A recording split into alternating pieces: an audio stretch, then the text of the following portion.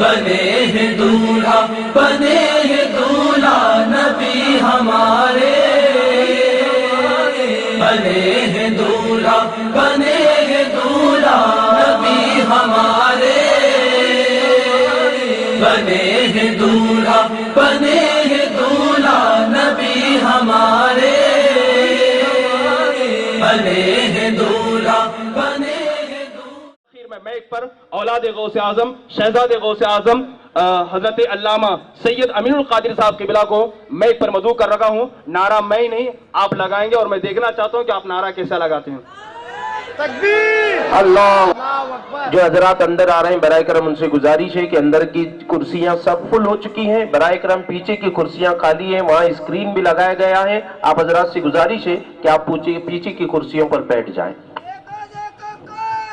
وَعَلَىٰ آلِهِ وَأَصْحَابِهِ الطَّيِّبِينَ الطَّاهِرِينَ أَمَّا بَعْدُ فَأَعُوذُ بِاللَّهِ مِنَ الشَّيْطَانِ الرَّجِيمِ بِسْمِ اللَّهِ الرَّحْمَٰنِ الرَّحِيمِ هُوَ الَّذِي أَرْسَلَ رَسُولَهُ بِالْهُدَىٰ وَدِينِ الْحَقِّ لِيُظْهِرَهُ عَلَى الدِّينِ كُلِّهِ وَكَفَىٰ بِاللَّهِ شَهِيدًا صدق اللہ العظیم۔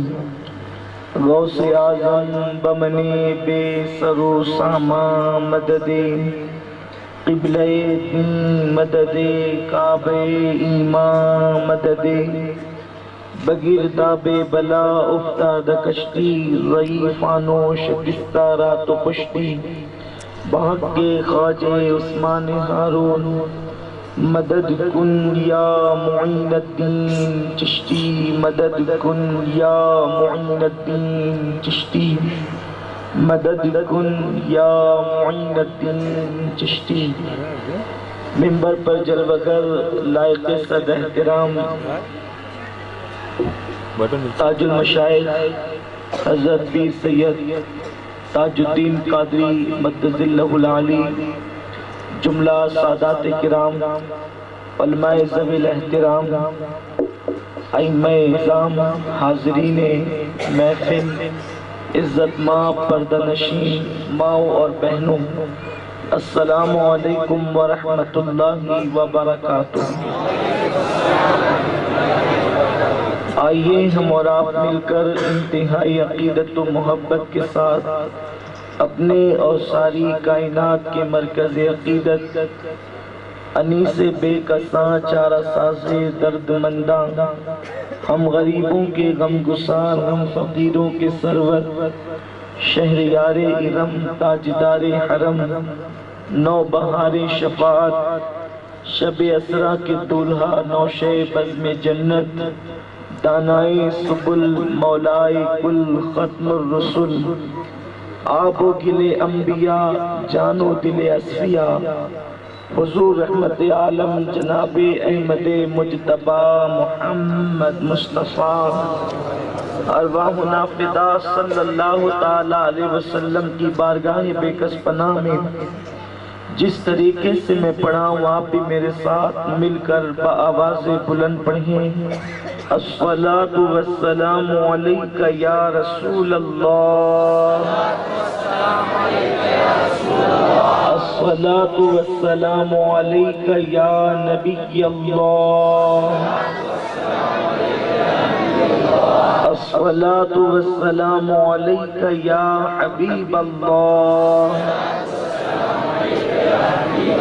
وعلی آلک و اصحابک یا نور اللہ، صلی اللہ تعالی علیہ وسلم۔ صبح طیبہ میں ہوئی بٹا ہے باڑا نور کا، صبح طیبہ میں ہوئی بٹا ہے باڑا نور کا، صدقہ لینے نور کا آیا ہے تارا نور کا، میں گدا تو بادشاہ بھر دے پیالہ نور کا، نور دن دونا تیرا دے ڈال صدقہ نور کا، جو گدا دیکھو لیے جاتا ہے توڑا نور کا، نور کی سرکار ہے کیا اس میں توڑا نور کا، اور بھیگ لے سرکار سے لا جلد کاسا نور کا، ماہ نو طیبہ میں بڑھتا ہے مہینہ نور کا، 12ویں کے چاند کا مجرا ہے سجدہ نور کا، 12 برجوں سے جھکا ایک ایک ستارہ نور کا۔ میرے پیارے آقا صلی اللہ تعالیٰ علیہ وسلم کے پیارے دیوانوں، ماہ ربیع النور شریف کی آمد ہے، اور پوری دنیا کے اندر عاشقان رسول آمد رسول کے جشن کے حوالے سے تیاریوں کے اندر مصروف ہو چکے ہیں۔ اب عاشقان رسول کو اس شب مبارک کا انتظار ہے جو شب قدر سے بھی افضل ہے، اور وہ شب کو ہم شب میلاد مصطفیٰ صلی اللہ علیہ وسلم کے نام سے جانتے ہیں۔ ممکن ہے کہ کسی کو میری بات سے اتفاق نہ ہو کہ آخر شب میلاد شب قدر سے افضل کیسے ہو گئی، تو یہ میرا موقف نہیں ہے صرف، بلکہ یہ امت کے محدثین، امت کے مفسرین، امت کے فقہاء کا یہ موقف ہے کہ شب میلاد شب قدر سے بھی افضل ہے، اور اس کی سب سے بڑی دلیل یہ ہے کہ شب قدر کو جو برکت ملی ہے وہ نزول قرآن کے صدقے میں ملی ہے۔ شب قدر وہ ہے جس میں قرآن آتا ہے، اور شب میلاد وہ ہے جس میں صاحب قرآن آتا ہے۔ سبحان اللہ۔ میرے پیارے آقا صلی اللہ علیہ وسلم کے پیارے دیوانوں، پوری دنیا کے اندر شب میلاد مصطفیٰ کا انتظار ہے، اور عاشقان رسول اس کے انتظار میں اپنے گھروں کو، اپنی گلیوں کو، اپنی دکانوں کو، اپنے مکانوں کو سجا رہے ہیں۔ میرے پیارے آقا صلی اللہ تعالیٰ علیہ وسلم کے پیارے دیوانوں، اس لیے کہ یہ جو عید آنے والی ہے جس کو میلاد مصطفیٰ کی عید کہتے ہیں، یہ صرف عید نہیں بلکہ یہ عیدوں کی عید ہے، اس لیے کہ آمد رسول کا دن ہے، آمد مصطفیٰ کا دن ہے۔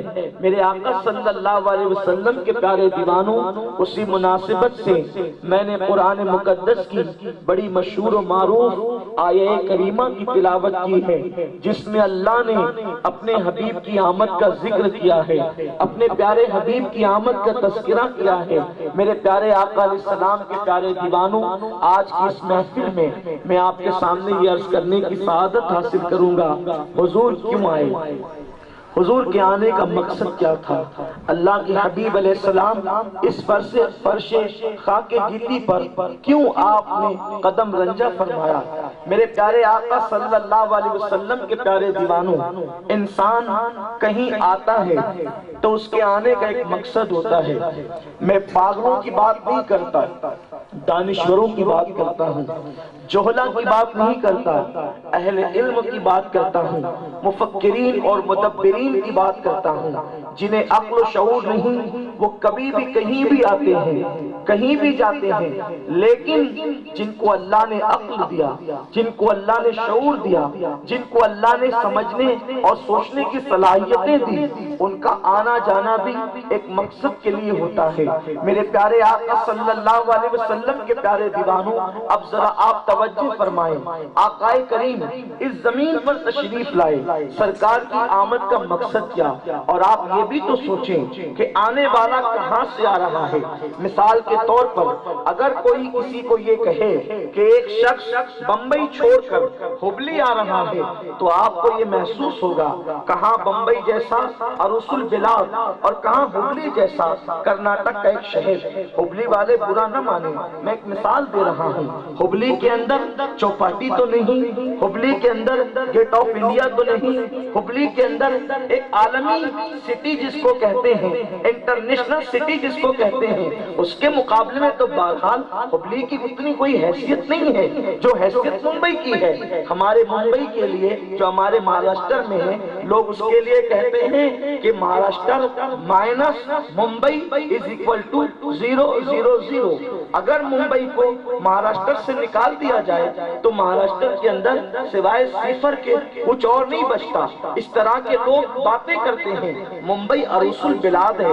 اگر وہاں سے کوئی شخص ممبئی چھوڑ کر ہبلی آ کر کے مقیم ہونا چاہتا ہے, یہاں رہنا چاہتا ہے, تو لوگ حیران ہوں گے ممبئی چھوڑ کر ہبلی آیا تو کتنے بڑے مقصد کے لیے آیا ہوگا, کتنے خاص مقصد کے لیے آیا ہوگا. لیکن اب ممبئی کی بات چھوڑو, اگر ممبئی کی بجائے کوئی یہ کہے کہ فلاں شخص مدینہ منورہ چھوڑ کر آ کر ہبلی میں بسنا چاہتا ہے تو لوگوں کو اور تعجب ہوگا کہ یہ تو کوئی چھوٹی موٹی بات نہیں, یہ بہت بڑی بات ہے. میرے پیارے آقا علیہ السلام کے پیارے دیوانوں, اب آؤ میلاد مصطفیٰ کتنی اہم چیز کا نام ہے, کتنے اہم واقعے کا نام ہے. اللہ ارشاد فرماتا ہے هو الذی ارسل رسولہ بالہدی ودین الحق, وہ اللہ ہے جس نے رسول کو اپنے پاس سے بھیجا, حق لے کر کے بھیجا. رسول کہاں سے آ رہا ہے؟ رسول مکے سے نہیں آ رہا ہے, رسول مدینے سے نہیں آ رہا ہے, رسول دنیا کے شہروں سے نہیں آ رہا ہے. رسول کہاں سے تشریف لا رہے ہیں؟ اللہ کے پاس سے تشریف لا رہے ہیں.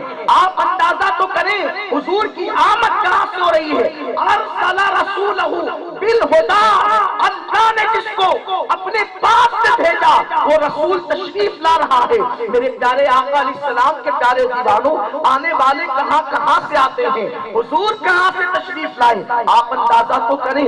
اور آپ کہیں گے ہر انسان تو اللہ کی طرف سے آیا, ہر انسان تو رب ہی کی طرف سے آیا, تو حضور بھی رب کی طرف سے آئے, تو دونوں میں فرق کیا ہے؟ نادان سنو, دونوں میں فرق یہ ہے کہ جب اللہ نے انسان کی روحوں کو پیدا کیا, روحوں کو پیدا کرنے سے پہلے عالم ارواح کو پیدا کیا, اس کے بعد روحیں پیدا کی. پہلے روحوں کا گھر پیدا کیا, اس کے بعد روحوں کو پیدا کیا. روح موسیٰ عالم ارواح میں رہی, روح عیسیٰ عالم ارواح میں رہی, روح داؤد عالم ارواح میں رہی, روح یوسف عالم ارواح میں رہی.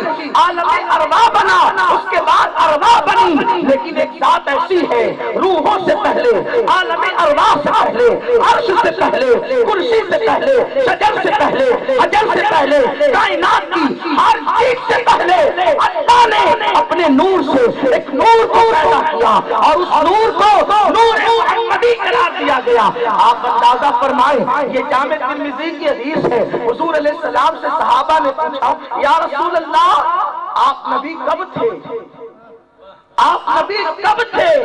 آقا نے فرمایا جب آدم و حوا مٹی اور پانی کی منزلوں کو طے کر رہے تھے اس وقت بھی میں نبی تھا, اس وقت بھی میں نبی تھا. جب نہ تھا بنا تھا, نہ تھے بنا تھا, نہ ہے بنا تھا, نہ ہاں بنا تھا, بلکہ پہلے سے بھی پہلے اللہ نے اپنے حبیب کے نور کو پیدا کیا. تو رکھا کہاں؟ عرش ہوتا تو عرش پہ رکھتا, عرش نہ تھا. کرسی ہوتی تو کرسی پہ رکھتا, کرسی نہ تھی. ہوائیں ہوتی تو ہواؤں پہ رکھتا, ہوائیں نہ تھی. فضائیں ہوتی تو فضاؤں پہ رکھتا, وہ بھی نہ تھی. نہ مکان تھا نہ لا مکان تھا, نہ مکان نہ لا مکان, نہ چنی نہ چنا, نہ زمین نہ زمان, اس لیے کہ سب تو ان کے لیے بنے ہیں. اسی لیے میرا امام کہتا ہے زمین و زمان تمہارے لیے, مکین و مکان تمہارے لیے, چنی نو چنا تمہارے لیے, بنے دو جہاں تمہارے لیے, دہن میں زبان تمہارے لیے, بدن میں ہے جان تمہارے لیے, ہم آئے یہاں تمہارے لیے, اٹھے بھی وہاں تمہارے لیے.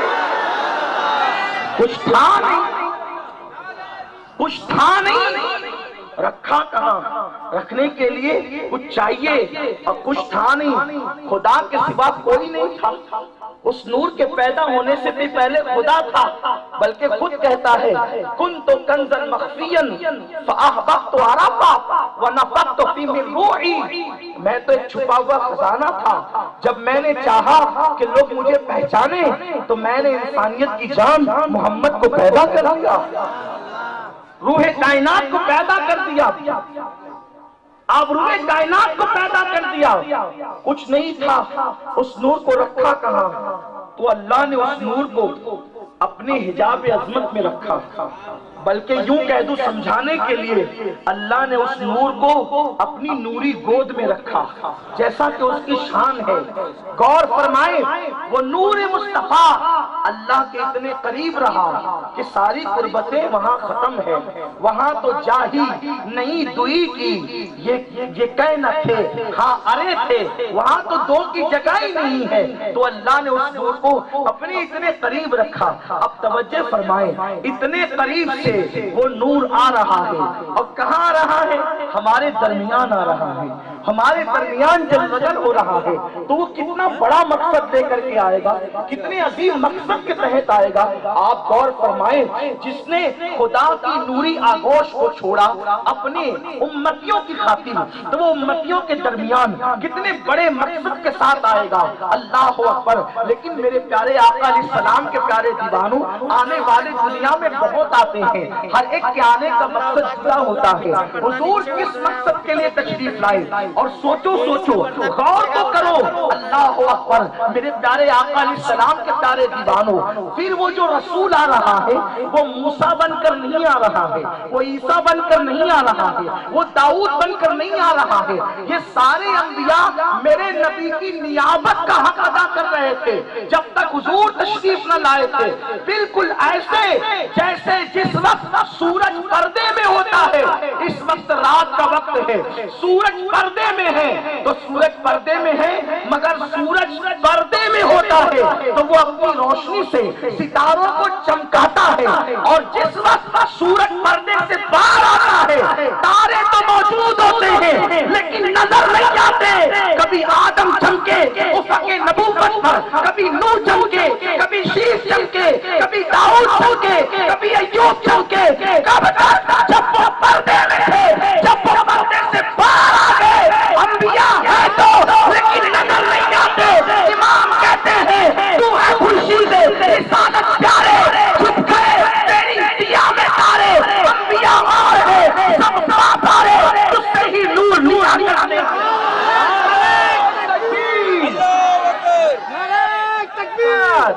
جیسے میلاد النبی سرکار غلامی, حضور جب تک پردے میں تھے انبیاء کو چمکا رہے تھے, اور آج پردے سے باہر ہے تو انبیاء ہیں تو لیکن نظر نہیں آتے.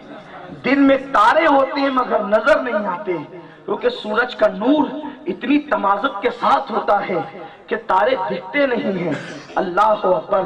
آپ اندازہ کریں تو ہر نبی آیا, آنے والا آیا, لیکن کائنات کا حسن مکمل نہ ہوا. کیوں؟ ایک مثال کے ذریعے سمجھیں. جمعہ کی اذان ہو چکی ہے اور اس کے بعد مقتدی بن کر کوئی ڈاکٹر آیا, کوئی انجینئر آیا, کوئی خطیب آیا, کوئی ادیب آیا, اور سب اپنی اپنی جگہ پر بیٹھتے چلے گئے. سب پہلے آئے, صفیں سجا کر بیٹھتے چلے گئے. مسجد پر ہو گئی, لیکن پھر بھی انتظار ہے کسی کا, اس لیے کہ جو سب سے آگے کے مصلی پہ بیٹھے گا ابھی وہ نہیں آیا, اور جب تک وہ نہ آئے گا لوگ پلٹ پلٹ کر دیکھتے رہیں گے.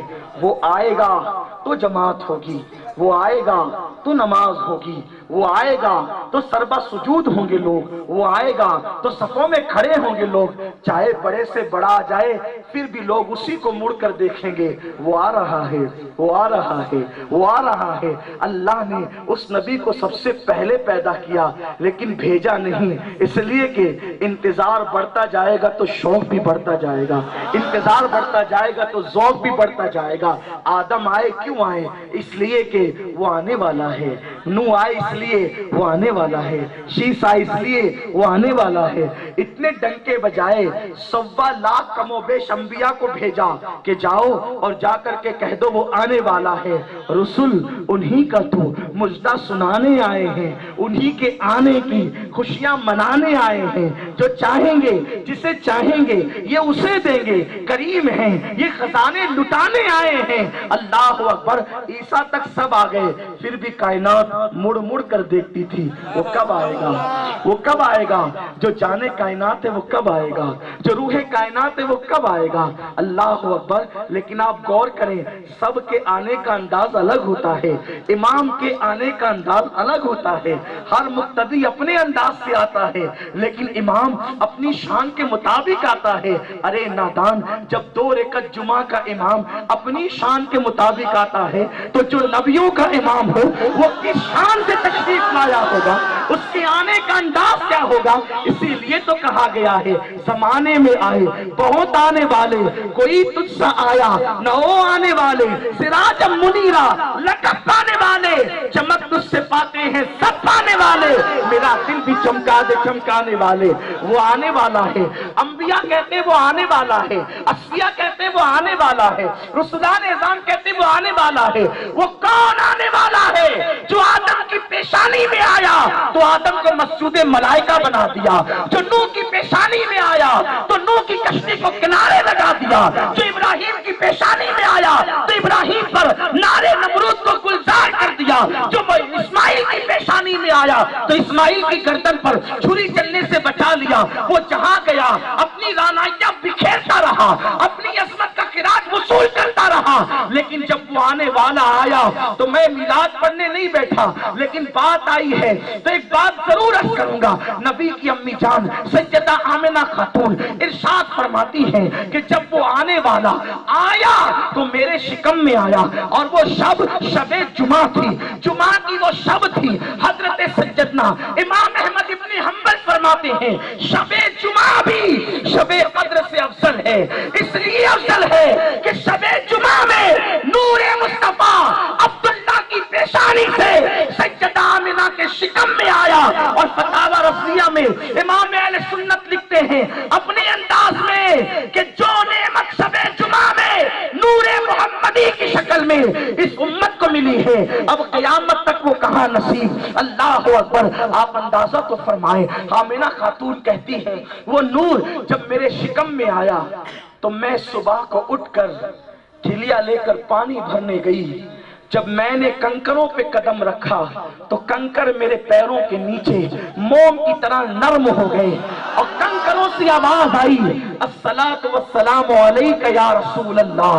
बकरियों ने मुझे सजदे किए और उन्होंने ज़बाने हाल से कहा, अस्सलातु वस्सलामु अलैका या रसूल अल्लाह। उठा करके देखो खसाइसुल कुबरा, उठा कर देखो मवाहिबुल लदुनिया, उठा कर देखो मुआरिजुन नबुवा, मदारिजुन नबुवा, शवाहिदुन नबुवा, सीरत की किताबें उठा करके देखो तो पता चलेगा मिलाद का वाक़या कितना अजीम है। मुहद्दिसीन लिखते हैं पहाड़ों को जिस कद पर अल्लाह ने पैदा किया था, रबीउल अव्वल की 12 तारीख को जब आमिना के शिकम से वो नूर जाहिर हुआ, तो जिस कद पर पहाड़ पैदा हुए थे, मुस्तफा की आमद के सदके उनके कद खुद ब खुद ऊंचे हो गए कि वो नबियों के इमाम इस शान से हुजूर तशरीफ लाए, इस शान से आका की आमद हुई। हजरत आमिना कहती हैं कि मेरे शिकम से जब वो नूर चमका तो मैंने उस नूर की रोशनी में मुल्क के शाम के महल्लात देखे।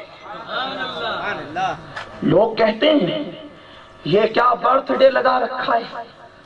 ओ बर्थडे वालों, ये मिलाद मुस्तफा है। क्या इस्लाम में भी मिलाद का तसव्वुर है? ये तो बिदअत है। इस्लाम में मिलाद का कोई तसव्वुर नहीं। वो लोग जाहिल या तजाहुल आरिफाना से काम लेते हैं। अगर इस्लाम में मिलाद का तसव्वुर नहीं तो सूरह मरियम किस लिए नाजिल हुई? सूरह आल इमरान किस लिए नाजिल हुई? सूरतुल अंबिया किस लिए नाजिल हुई? ये सूरत कुरान में उठा करके पढ़ो। वो खुदा होकर हजरत मूसा का मिलाद बयान कर रहा है। हजरत आदम की पैदाइश के वाक़यात तो पहले ही पारे में मौजूद है। हजरत ईसा का मिलाद बयान कर रहा है, हजरत मरियम का मिलाद बयान कर रहा है। आप उठा करके देखें, कुरान की एक नहीं 3 सूरतों में अल्लाह ने हजरत ईसा का मिलाद बयान किया है। आप कहेंगे हम तो मिलाद नहीं पढ़ते, मुस्तफा जाने रहमत का नहीं पढ़ते ना, लेकिन तरावी में तो मिलाद ईसा और मूसा पढ़ते ही हो, और जब तक नहीं पढ़ते तुम्हारा कुरान खत्म नहीं होता। ये अल्लाह की शान है। अल्लाह को मिलाद बयान करना इतना पसंद है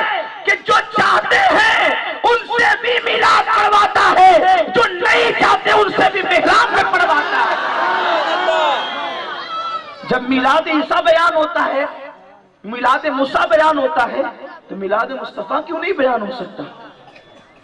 آپ کہیں گے قرآن میں کہا ہے قد جاءکم من اللہ نور کا مطلب کیا؟ یہ بھی تو ترجمہ کرو۔ تمہارے پاس نور آ گیا، اس آنے کے ذکر ہی کو تو میلاد کہتے ہیں۔ ہم تھوڑی پٹاخوں کے قائل ہیں، ہم تھوڑی آتش بازی کے قائل ہیں، ہم تھوڑی ڈی جے کے قائل ہیں، ہم تو شریعت مصطفیٰ کے مطابق روایتیں بیان کرنے کی بات کرتے ہیں، جلسے جلوس کی بات کرتے ہیں۔ اور آپ کو بتاؤں نبی کی امی جان نے کہا کہ وہ نور جب ظاہر ہوا، ذرا توجہ کریں، میں اپنے اصل عنوان کی طرف بھی آؤں گا انشاءاللہ، لیکن یہ تمہید عرض کر رہا ہوں۔ نبی کی امی جان سیدہ آمینہ، سیدہ آمینہ وہ ہے ماں ہونے کے اعتبار سے اس عورت سے کوئی افضل نہیں ہے عورتوں میں، ماں ہونے کے اعتبار سے، کیونکہ کسی کا بیٹا حسین ہے، کسی کا بیٹا غوث ہے، کسی کا بیٹا موسیٰ اور عیسیٰ ہے، آمینہ کا بیٹا حبیب کبریا ہے۔ تو ماں ہونے کے اعتبار سے آدم سے حضرت آمینہ سے کوئی عورت افضل نہیں ہو سکتی۔ ماں ہونے یہ جزوی فضیلت حضرت آمینہ کی ایسی ہے کہ یہ فضیلت نہ کسی عورت کو ملی ہے اور نہ قیامت تک مل سکتی ہے۔ آمینہ کا بیٹا حبیب کردگار ہے، محبوب رب العالمین ہے، خاتم النبیین ہے، قائد المرسلین ہے۔ آمینہ خاتون کہتی ہے کہ جب میرے بچے کی ولادت ہوئی تو میں نے دیکھا جسم پہ کپڑا لپٹا ہوا تھا اور ان کا سر سجدے میں تھا، اور وہ کہہ رہے تھے رب حبلی امتی، رب حبلی امتی، رب حبلی امتی۔ اس کے بعد فرماتی ہیں ایک بادل آیا اور بادل نے میرے بیٹے کو چھپا لیا، گھوڑوں کے ہنہنانے کی آواز آئی۔ جب گھوڑوں کے ہنہنانے کی آواز آئی میں تو بیوہ تھی، میں تو ایام کے اندر دیکھ رہی تھی، کبھی آدم آ کر مبارکباد دیتے ہیں، کبھی ابراہیم آ کر مبارکباد دیتے ہیں، کبھی موسیٰ آ کر مبارکباد دیتے ہیں۔ اتنے نبیوں کی میں نے زیارت کی، لیکن اللہ اکبر مجھے تجسس تھا وہ میرا شہزادہ کیسا ہے، اس کی شان کیسی ہے، اس کا مقام کیسا ہے۔ تو حضرت آمینہ خاتون فرماتی ہیں اللہ اکبر، یہاں میلاد پڑھنے کا وقت نہیں ہے، لیکن اپنے دلوں میں جو جائز مرادیں لے لیں۔ میں حضور کی میلاد پڑھ رہا ہوں اور بزرگوں نے فرمایا میلاد پڑھتے وقت جو جائز مرادیں دل میں لی جائے اللہ تعالیٰ اس کو فوراً قبول فرماتا ہے اور پوری فرما دیتا ہے۔ تو یہاں پر حصول برکت کے لیے سرکار کی میلادت کر کے اپنی اصل عنوان پر آؤں گا، ورنہ اللہ پہ چھوڑ دیا ہے۔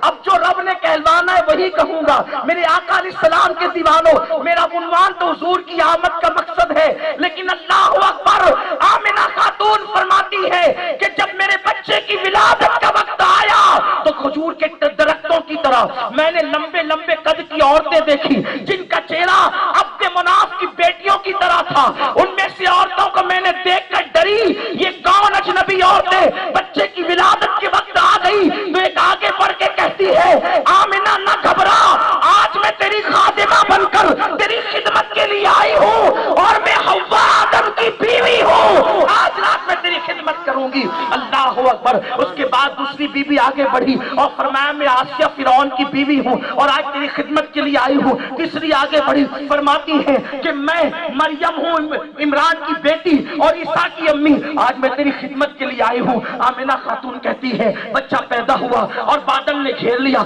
گھوڑوں کے ہنہنانے کی آواز آئی، میں بیوہ خاتون ڈری اور میں نے سوچا میرا بچہ کہاں گیا۔ اتنے میں غیب سے آواز آئی اس کو ہر خشکی تری میں گھما دو تاکہ سب لوگ اس کو پہچان جائیں۔ اللہ اکبر۔ فرماتی ہیں بادل چھٹا تو میں نے کیا دیکھا، میرا ننھا سا بچہ نہلا دھلا کر اب دوسرے کپڑوں میں جو ہے وہ میرے سامنے تھا اور اس کے ننھے ننھے ہاتھوں میں چابیوں کے گچھے تھے۔ میں نے سوچا چابیاں اس کے گھر ہوتی ہے جس کے یہاں تجوریاں ہوتی ہے، تجوریاں اس کے گھر ہوتی ہے جس کے یہاں مال ہوتا ہے۔ میں تو بیوہ عورت ہوں، سو کے ٹکڑے کھا کر زندگی گزاری ہے، میرے گھر مال نہیں تو تجوری نہیں، تجوری نہیں تو چابیاں نہیں، یہ چابیاں آئی کہاں سے؟ اچھا چابیاں ہو بھی تو چند گھنٹوں کا بچہ چابی کا بوجھ تو اٹھا نہیں سکتا۔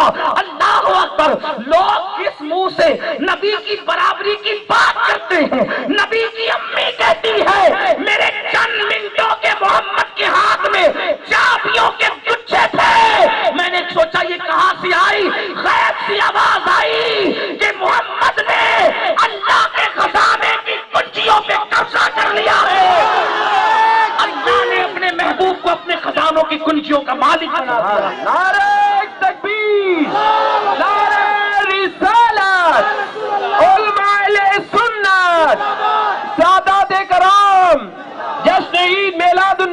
کی؟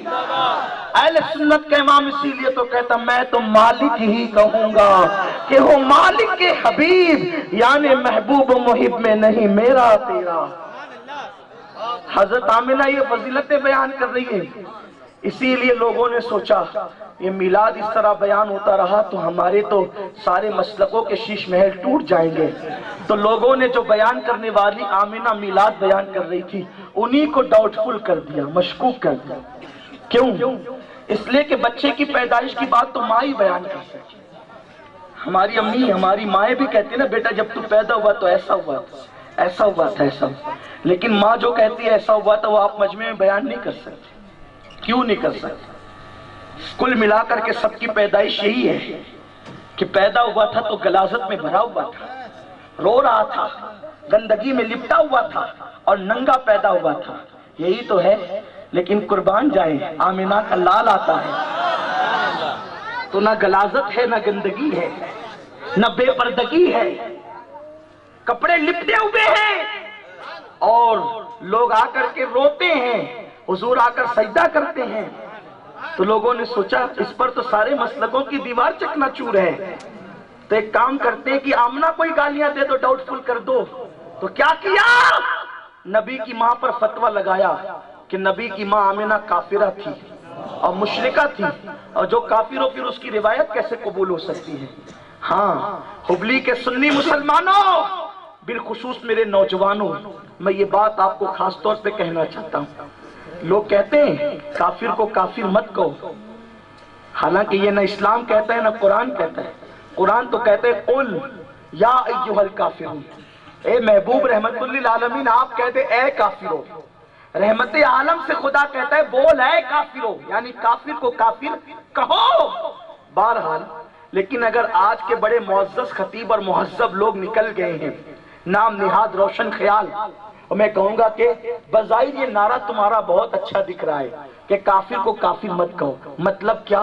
ابو جہل کافر ہے اس کو کافر نہ کہنا، ابو لہب کافر ہے اس کو کافر نہ کہنا، اور فرعون کافر ہے اس کو کافر نہ کہنا، نمرود کافر ہے اس کو کافر نہ کہنا، انہیں کافر نہیں کہنا۔ میں کہتا ہوں جب فرعون کو کافر نہیں کہہ سکتے تو دیوبند کے علماء کو، سعودی کے علماء کو کون سی آخر ایسی مجبوری پیش آ گئی تھی کہ جن کے نزدیک فرعون اور نمرود کو کافر کہنا جائز نہیں ہے، تو انہوں نے نبی کی ماں کو کس مجبوری میں کافر لکھا؟ فرعون کو کافر مت کہو، یہ تہذیب کے خلاف ہے، یہی نا؟ کافر کو کافر مت کہو۔ کون سی تمہاری باغات لٹ رہی تھی؟ کون سے تمہارے فائدوں کو آگ لگ رہی تھی؟ کون سے ایمان و کفر کے ضروریات دین کے مسائل آ گئے تھے جو تم نے نبی کے ماں باپ کو کافر لکھا؟ اٹھا کر دیکھو فتاوی رشیدیہ، نبی کے ماں باپ کو کافر لکھا۔ کیوں؟ صرف اس لیے تاکہ میلاد مصطفیٰ کا سارا حسین تاج محل چکنا چور ہو جائے۔ لیکن اس طرح سے تو عاشقان رسول کسی ملا کے کہنے پہ بہکاوے میں آ کر نبی کی ماں کو گالی نہیں دے سکتے۔ ارے جس نے ہماری ماں کے قدموں کے نیچے جنت کو سمیٹ کر کے رکھا ہے، ہم اس نبی کی ماں کو کافرہ کس منہ سے کہیں؟ کیا نبی کی ماں واقعی کافرہ ہو سکتی ہے؟ میں ملا کی نہیں مانتا، میں تو مولا کی مانتا ہوں، اور اسی مولوی کی مانتا ہوں جو میرے مولا کی بات کرتا ہے۔ آپ کو بتاؤں، تفصیل میں نہیں جاتا، آپ قرآن اٹھائیں اور حضرت موسیٰ کا میلاد پڑھیں قرآن میں، اور اس کی تفسیر ابن عباس میں دیکھیں، امام سیوطی کی تر منصور میں دیکھیں، اور جلالین وغیرہ میں آپ اٹھا کر کے دیکھیں تفاسیر۔ بلکہ چیلنج سے کہتا ہوں ابن عباس سے لے کر صاحب ضیاء القرآن تک کے ہر تفسیر اٹھا کر کے پڑھیں۔ حضرت موسیٰ پیدا ہوئے اس وقت حالات بڑے سنگین تھے۔ حالات سنگین یہ تھے، وقت کے فرعون نے خواب دیکھا کہ میری سلطنت کو خطرہ ہے ایک بچے کی وجہ سے۔ اس نے بچوں کو قتل کروایا، کتنے؟ کم و بیش 70,000 بچے قتل کروائے، اور اعلان کیا آج کے بعد کوئی بھی مرد اپنی بیوی کے قریب نہ جائے، اب کوئی بچہ پیدا نہیں ہوگا، کسی کو پیدا ہونے نہیں دوں گا۔ لیکن فرعون کو کیا پتا اس کے چاہنے سے کیا ہوتا ہے۔ اللہ اپنے محبوبوں کو جب پیدا کرنا چاہتا ہے تو 1000 پابندیوں کے بعد بھی پیدا کرتا ہے۔ اللہ اکبر۔ حضرت موسیٰ ماں کے شکم میں آئے، لیکن وہ بھی ایک عجیب واقعہ ہے۔ فرعون نے پہلے پابندی لگائی، پھر ڈھیل دی، ایک کام کرو، 1 سال بچہ پیدا ہوگا، دوسرے سال بچہ پیدا نہیں ہوگا.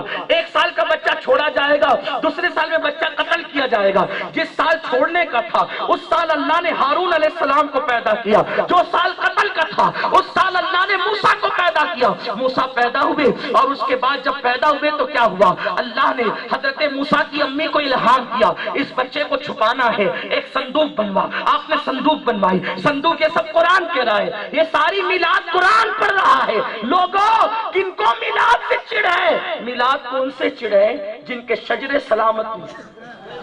کیوں؟ اس لیے کہ شجر سلامت ہوتے ہیں تو میلاد سے ڈر نہیں لگتا, ورنہ میلاد بیان ہوتا ہے تو پھر باپ بھی بیان ہوتا ہے. لوگوں کو خوف اس بات پر ہے کہ وہ تلم بادہ ذالکہ زنیم کے زمرے میں ہے. اگر میلاد عام ہو گئی تو پھر اپنے باپ کا بھی ذکر آئے گا, پھر اس پہ بھی تذکرے اور تبصرے ہوں گے. خوف اسی پر ہے, اس لیے میلاد پہ پابندی ہے. میں بہت حیا کے پردے میں عرض کر رہا ہوں. اللہ اکبر. موسیٰ پیدا ہوئے, صندوق کے اندر کا الہام ہوا, صندوق بنایا گیا. اللہ نے موسیٰ کی امی کو الہام کیا, بچے کو دریا میں ڈال. ماں تھی, ممتا تڑپ گئی, رونے لگی. بچہ اسی لیے تھوڑی پیدا کیا تھا, دریا میں ڈال دیں گے. الہام ہوا, وعدہ کرتے ہیں تجھ سے, تیرا بچہ تجھے ملا دیں گے. موسیٰ کی امی نے صندوق بند کیا اور صندوق لے جا کر دریا میں پھینک دیا. اس ماں کے دل سے پوچھو, اس ماں کے دل سے جس نے بچہ موسیٰ جیسا حسین بچہ دریا میں پھینک دیا, دریا میں صندوق گیا تو خدا کی قدرت, صندوق دریا میں پہنچا تو دریا کی ایک نہر فرعون کے محل سے گزرتی تھی, اسی طرف صندوق ہو گیا. فرعون اپنی بیوی کے ساتھ, آسیہ کے ساتھ باغ میں بیٹھا تھا. فرعون نے خوبصورت صندوق آتا دیکھا, اٹھ کھڑا ہوا. قربان جائیں, یہ اللہ کی شان ہے, مردودوں سے محبوبوں کی کیسی تعظیم کرواتے ہیں. صندوق دیکھ کر اٹھ کر کھڑا ہو گیا اور صندوق پکڑنے گیا تو صندوق پیچھے ہو گیا, ہاتھ میں نہ آیا. آسیہ اٹھی, بڑی پاک دامن خاتون تھی. اور ایک بات یہ بھی عرض کروں, مفسرین لکھتے ہیں کہ آسیہ کا نکاح جنت میں ہمارے نبی کے ساتھ ہونے والا ہے. تو اللہ نے آسیہ جب فرعون کے نکاح میں آئی تو اللہ نے فرعون کو نامرد کر دیا, تاکہ جس کو آخری پیغمبر کے نکاح میں جنت میں بھیجیں گے اسے کسی فرعون کا ہاتھ لگے اللہ کو گوارا نہیں ہے. اسی لیے اللہ نے فرعون سے وہ طاقتیں ہی چھین لی کہ جو وہ کسی عورت کے پاس جا کر استعمال کرتا. لیکن بہرحال اس نے اپنی عزت بچانے کے لیے آسیہ کو اپنے حرم میں رکھا تھا. آسیہ اٹھ کر کے کھڑی ہوئی اور اس نے جب ہاتھ بڑھایا تو صندوق اس کے قریب آیا. آسیہ نے صندوق اٹھایا. دیکھو یہ چند گھنٹوں کا, چند دنوں کا پیغمبر ہے جو صندوق میں بند ہو کر بھی جانتا ہے کہ کس کے ہاتھ پر پیچھے ہونا ہے, کس کے ہاتھ پہ آگے آنا ہے. وہ کیسا ایمان رکھتے ہیں کہ نبی کو دیوار کے پیچھے کی خبر نہیں. ننھا سا موسیٰ جیسا پیغمبر جب صندوق میں رہ کر فرعون اور آسیہ کے ہاتھوں میں فرق کرتا ہے تو میرا مصطفیٰ تو موسیٰ کا بھی پیغمبر ہے. کیا وہ قبر میں رہ کر ہماری آوازوں میں فرق نہیں؟ سبحان اللہ, رے تکبیر. نبی کی نبوت کو سمجھا ہی نہیں, تمہیں پتا نہیں عظمت مصطفیٰ کیا ہے, رفعت انبیاء کیا ہے. آسیہ نے اٹھایا المختصر یہ صندوق کھولا, خوبصورت بچہ سینے سے لگایا. فرعون نے کہا یہ وہی بچہ دکھتا ہے جس کے وجہ سے تخت کو خطرہ ہے. آسیہ نے کہا تیرا وہم ہے, ایسی باتیں نہ کر, یہ تیرے علاقے کی بات ہے, یہ بہت دور سے بہ کے آ رہا ہے, دیکھتا نہیں صندوق, اور اپنے کو اولاد نہیں ہے, اسی کو اولاد بیٹا بنا لیں گے نا, اس سے بڑھ کر کیا ہوگا. فرعون کو تو عیب چھپانے تھے اپنے. بیوی نے کہا, وہ مان گیا. ماننے کے بعد اب کیا ہوا, جو میرے بھائی کسی کے بہکاوے میں آگے کہتے ہیں آمنہ کافرہ تھی, اب ذرا ان سے توجہ چاہتا ہوں. آمنہ کافرہ تھی جو گالی دیتے ہیں, سوچو تو صحیح, کافر کو کافر نہ کہو, نبی کی ماں کو کافر کہہ کر کس کی دشمنی کی بھڑاس نکال رہے ہو, کس سے حسد کی بھڑاس نکال رہے ہو. ان کلمہ پڑھنے والوں سے پوچھتا ہوں, اگر تمہیں کافر کہو تو اتنا درد ہوتا ہے تمہیں, نبی کی امی کو جب تم کافر کہتے ہو, لکھتے ہو, تو نبی کے دل پر کیا گزرتی ہوگی. فرعون کے ہاتھ میں جناب موسیٰ علیہ السلام فرعون کے گھر میں ہے. فرعون کی بیوی نے کہا اس کو بیٹا بنا لیں گے. فرعون نے کہا ٹھیک ہے, دائیاں بلاؤ, اس لیے کہ آسیہ اس پوزیشن میں نہیں دودھ پلا سکے. آپ جانتے ہیں جس عورت کو بچہ ہوتا ہے وہی دودھ پلا سکتی ہے، جسے بچہ نہیں وہ کیا دودھ پلائے گی؟ تو فرعون نے کہا دائیوں کو بلاؤ۔ جو فرعون کی سجدہ کرنے والی مشرکہ عورتیں تھیں، فرعون نے ان کو بلایا۔ کیوں؟ اس نے مومنہ عورتوں کو کیوں نہیں بلایا کہ ان سے ان کی جمتی نہ تھی؟ اس نے تو اپنے گروہ کی، اپنے قبیلے کی عورتوں کو بلایا۔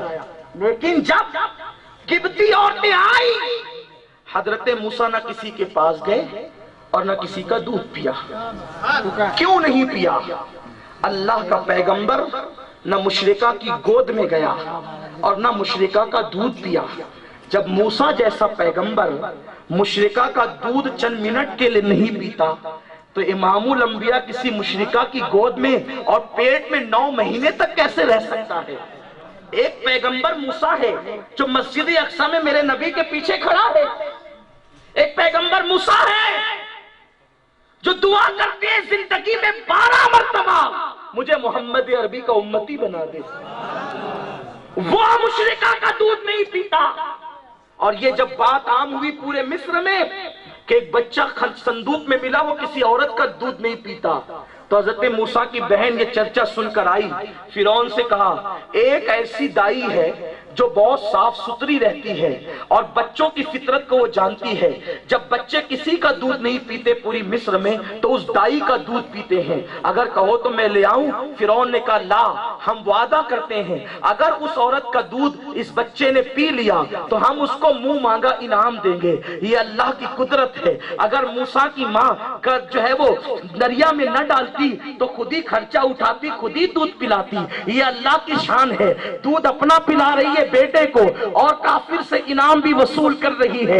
گویا کہ بندوں کو بتایا جا رہا ہے حکومتوں سے نہ ڈرنا، وقت کے حکمرانوں سے نہ ڈرنا۔ اگر تم اللہ سے رشتہ جوڑ دو گے تو جو کافر تمہیں مارنے چلا ہے وہ تمہیں مارنے پہ مجبور ہو جائے گا، لیکن اللہ سے رشتہ جوڑ کر تو دیکھو، اللہ پہ توکل کر کے تو دیکھو، اللہ پہ بھروسہ کر کے تو دیکھو۔ جب اللہ کسی کو بچانا چاہتا ہے تو موسیٰ کی پرورش فرعون کے گھر میں فرماتا ہے۔ اللہ اکبر۔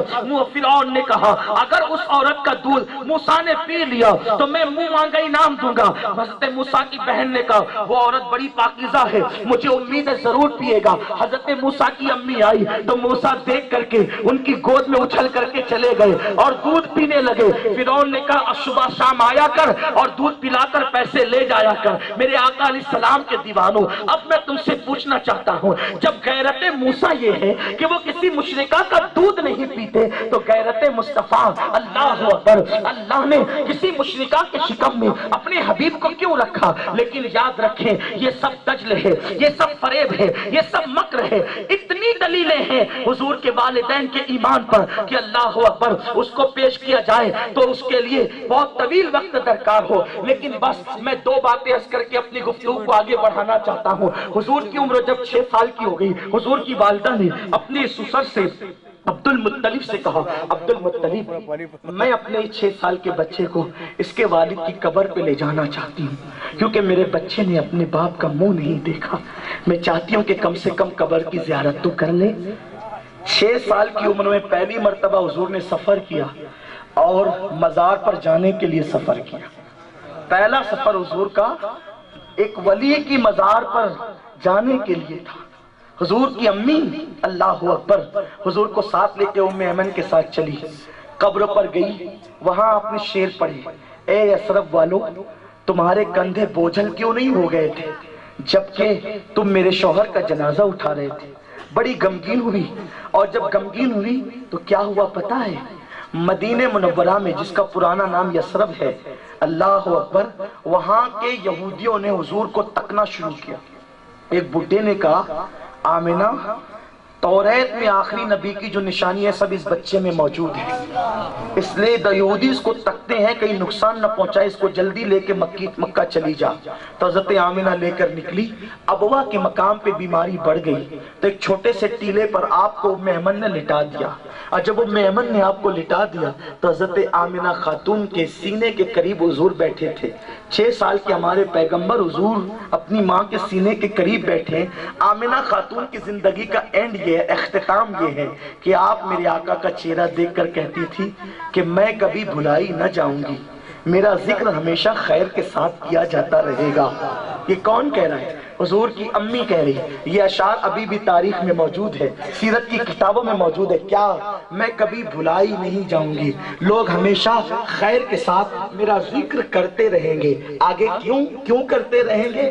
فرماتی ہیں میں نے ایسے بچے کو جنم دیا ہے، ایسے بچے کو کہ جس کے ذکر سے مشرق و مغرب گھوم جائیں گے، جس کے ڈنکے مشرق و مغرب میں ہوں گے، ایسے شان والے بچے کو میں نے جنم دیا ہے۔ تو میرے بیٹے کے ذریعے سے قیامت تک ابھی قیامت کی آیتیں نازل نہیں ہوئی ہے، اور آمنہ کا عقیدہ ہے قیامت تک لوگ میرا ذکر خیر کے ساتھ کرتے رہیں گے۔ اے سیدہ آمنہ تیری عظمت کو سلام، تو نے سچ کہا تھا، بے شک میلاد پڑھنے والے جب تک آقا کا میلاد مناتے رہیں گے تیرا ذکر ادب اور احترام کے ساتھ کرتے رہیں گے، کہ تیرے جیسی ماں نہ تجھ سے پہلے ہوئی ہے اور نہ قیامت تک اب تجھ جیسی ماں پیدا ہو سکتی ہے۔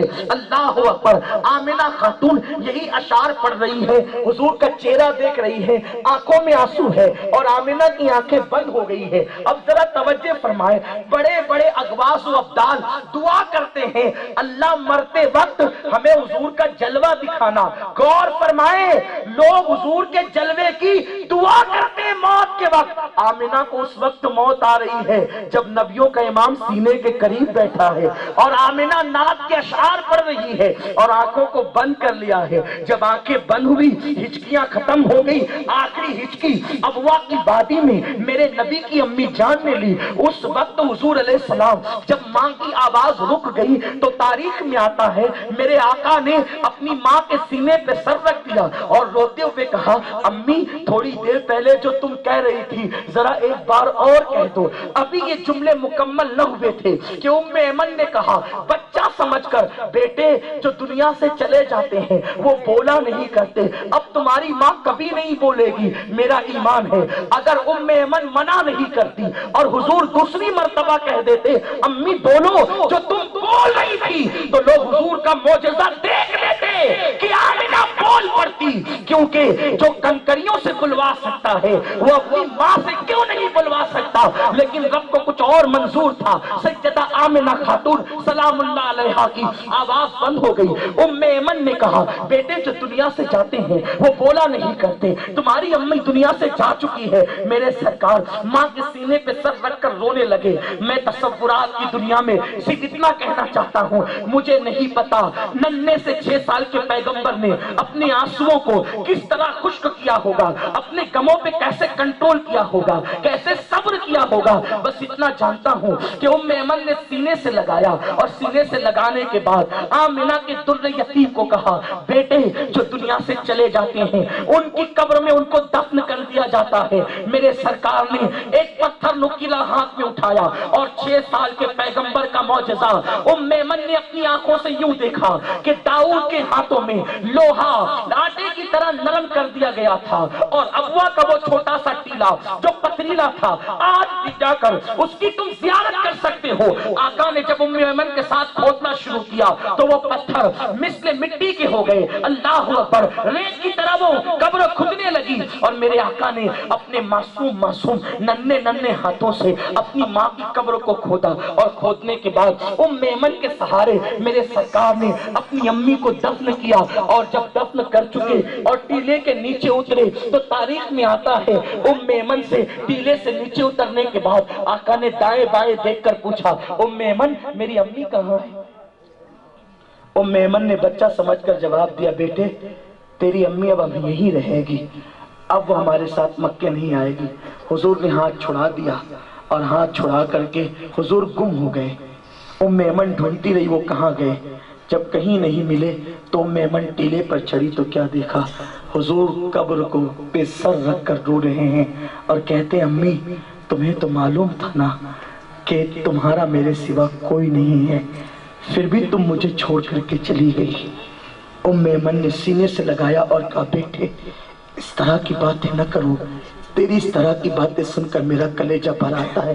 اور اس کے بعد حضور جب ابوا سے واپس لوٹے وہ قبر جس کو امام الانبیاء نے اپنے ہاتھوں سے بنایا تھا، نبیوں کے امام نے اپنے ہاتھوں سے بنایا تھا، سعودی حکومت نے اس کو یہ کہہ کر اس پہ بلڈوزر چلا دیا کہ یہ کافرہ اور مشرکہ کی قبر ہے۔ آپ غور کریں، آپ اندازہ کریں، لوگ کہتے ہیں کسی کو کافر کیوں کہتے ہو؟ جو بے ادبی کی نیت سے نبی کے ماں باپ کو کافر کہتے ہیں، کیا وہ مسلمان ہو سکتے؟ یہ میں فیصلہ آپ پہ چھوڑتا ہوں۔ آپ مجھے بتائیں، اگر نبی کی ماں کافر ہوگی، کس کی ماں مومن ہوگی؟ اتنا ضرور کہوں گا، کوئی کتنا بھی اچھا عالم و مقرر و پیر و خطیب ہو، اگر اس کا باپ شرابی ہے، باپ شرابی وہ نہیں، اور وہ شراب کے خلاف بولے تو لوگ کہیں گے چل بیٹھ، تیرا باپ بھی تو شرابی ہے نا؟ اس کی گردن نیچے ہو جائے گی۔ کیوں؟ اس کا باپ شرابی تھا، وہ شراب کے خلاف نہیں بول سکتا۔ جس نبی کو شرک کے خلاف بھیجا گیا، اگر اس کے ماں باپ مشرک ہوتے تو لوگ تانا نہ دیتے؟ آپ کیا شرک کے خلاف بول رہے ہیں؟ آپ کے ماں باپ بھی تو مشرک تھے۔ لیکن 23 سالہ پوری زندگی میں کوئی نہیں بتا سکتا کہ کسی مکے یا مدینے کے کافر نے بھی حضور کو تانا دیا ہو کہ آپ کے ماں باپ بھی مشرک تھے۔ انہوں نے تو ہر تانا دیا، یہ تانا نہیں دیا۔ اس کا مطلب یہ ہے کہ مکے کے کافروں کو بھی پتا تھا کہ محمد عربی کے ماں باپ مسلمان تھے، کافر نہیں تھے۔ تم ان سے بھی غیر گزرے ہو گئے میلاد کے حسد میں، مصطفیٰ جان رحمت کی عظمت کے حسد میں۔ تو عرض یہ کر رہا تھا، حضور تشریف لائے کس مقصد کے لیے؟ آقا کی آمد کا مقصد کیا؟ اتنا عظیم و جلیل القدر پیغمبر آیا، اور کہاں سے آیا؟ خدا کے قرب سے، خدا کی رحمت والی آغوش سے۔ کیوں آیا؟ هو الذی ارسل رسولہ بالہدی ودین الحق لیظہرہ علی الدین کلہ۔ یہ رسول اس لیے آیا کہ اس رسول نے آ کر اللہ کے دین کو غالب کر دیا۔ حضور دین کے غلبے کے لیے تشریف لائے، اور جب حضور دین کے غلبے کے لیے آئے تو دین کے غلبے کے لیے میرے آقا نے کتنی محنت کی۔ آج اس محنت کو ہم بھول چکے ہیں۔ ہم نے جلوس کا، میلاد کا جلوس نکال کر یہ سمجھا کہ ہم نے حضور سے عشق کا حق ادا کر دیا۔ ہم نے میلاد کے جلسے کر کے یہ سمجھا کہ ہم نے حضور علیہ السلام سے محبت کا حق ادا کر دیا۔ ہم نے کمکمے اور جھنڈیاں لگا کر یہ سمجھا کہ ہم نے حضور سے محبت کا حق ادا کر دیا۔ لیکن میرے پیارے آقا صلی اللہ علیہ وسلم کے پیارے دیوانوں، جلوس ضرور نکالو، جھنڈیاں ضرور لگاؤ، کمکمے ضرور لگاؤ، اہتمام ضرور کرو، لیکن حضور کی آمد کا مقصد کیا تھا؟ دین کا غلبہ۔ حضور غلبہ دین کے لیے آئے تھے، سرکار ابد قرار اللہ کے دین کو غالب کرنے کے لیے آئے تھے۔ اور غلبہ دین کے لیے میرے آقا نے کتنی محنتیں کی، میرے آقا نے کتنی کوششیں کی، میرے آقا نے کتنی کاوشیں کی۔ آج یہ امت اپنے آقا کی محنتوں کو فراموش کر چکی ہے، محنتوں کو بھول چکی ہے۔ میرے پیارے آقا علیہ السلام کے پیارے دیوانوں، آؤ ذرا آج تجدید وفا کرتے ہیں۔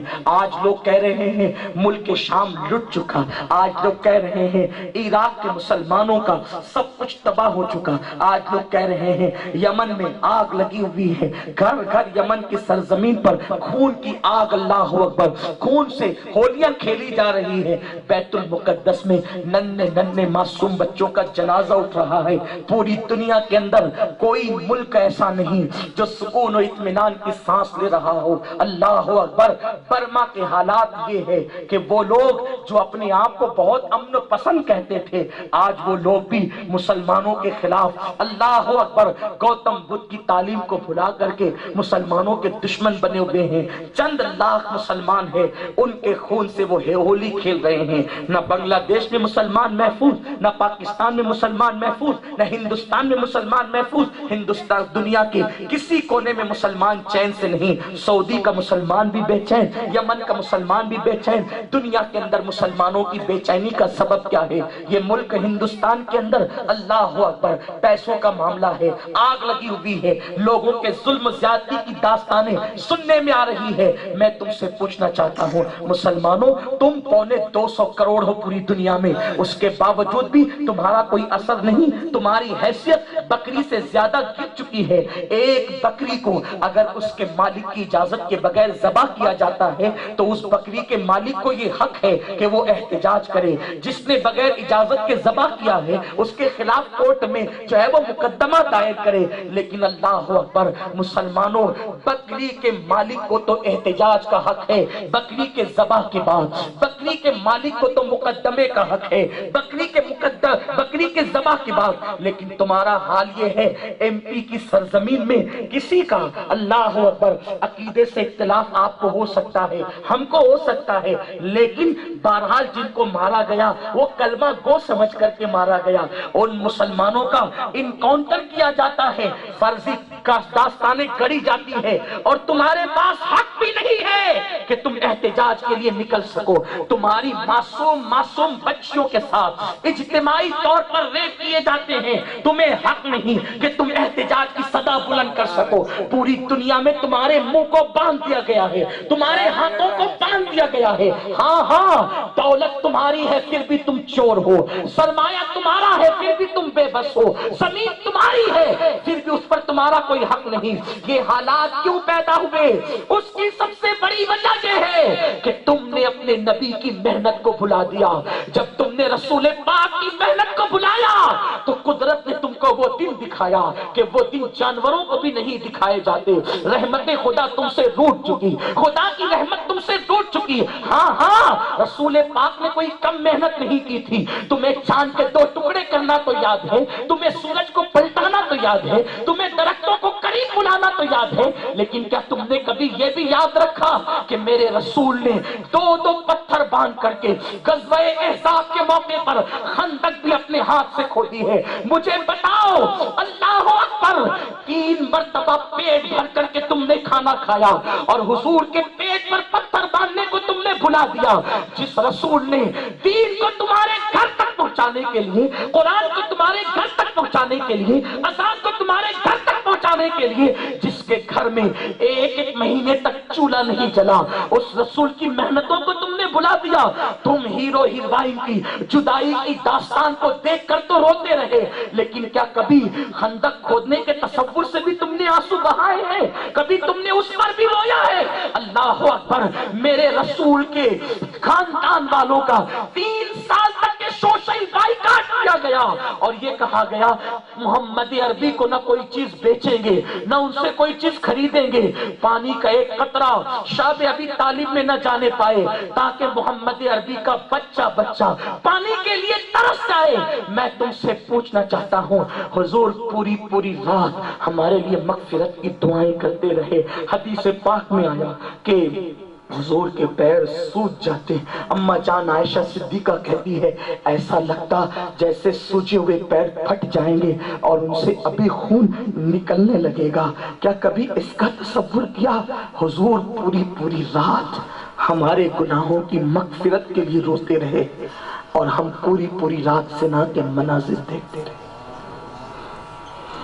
ہم انٹرنیٹ کے ذریعے سے اپنے نفس کی تسکین کی خاطر ڈوب گئے گناہوں میں. دولت کی چربی کیا چڑھی، نبی کی ان راتوں کو اور آنسوؤں کو بھول کر ہم نے لاج میں لڑکیاں خریدنا شروع کیا. میرے جملے تلخ لگے تو معاف کرنا. کسی لڑکی کے گلے میں ہاتھ ڈال کر پارک میں گھومنے سے پہلے آپ کو یہ یاد کیوں نہیں آیا کہ میں مسلمان کہلاتا ہوں اور اسلام کو میرے گھر تک پہنچانے کے لیے نبی کے سگے چچا حضرت امیر حمزہ کے جسم کے ٹکڑے کیے گئے تھے. ان کی ناک کاٹی گئی تھی، ان کے کان کاٹے گئے تھے، ان کی انگلیاں کاٹی گئی تھی، ان کا سینہ چیر کر ایک عورت نے کلیجے کو چبا کر کے تھوکا تھا. یہ کوئی کم محنت نہیں تھی، کوئی کم محنت نہیں تھی.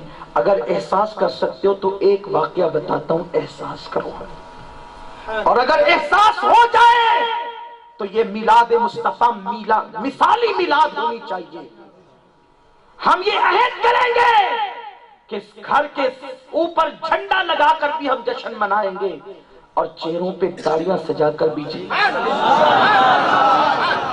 جھنڈا 6 مہینے کے بعد کپڑے کا پھٹ تو سکتا ہے، لیکن یہ میلاد کی نشانی اگر ہم نے رکھ لی تو قبر میں یہ میلاد مصطفیٰ کا نور ساتھ لے کر جائیں گے، اور جب قبر میں نکیرین آئیں گے تو وہ کہیں گے اس سے کیا سوال کرنا، یہ تو میلاد کی نشانی اپنے چہرے پہ نور لے کر کے آیا ہے۔ دنیا بھی کامیاب اور آخرت بھی کامیاب، سبحان اللہ، لیکن احساس تو کرو، زبان کے دعوے دار نہ بنو، آؤ میرے آقا کی محنت کو محسوس کرو، حضور کی محنت کو۔ اسلام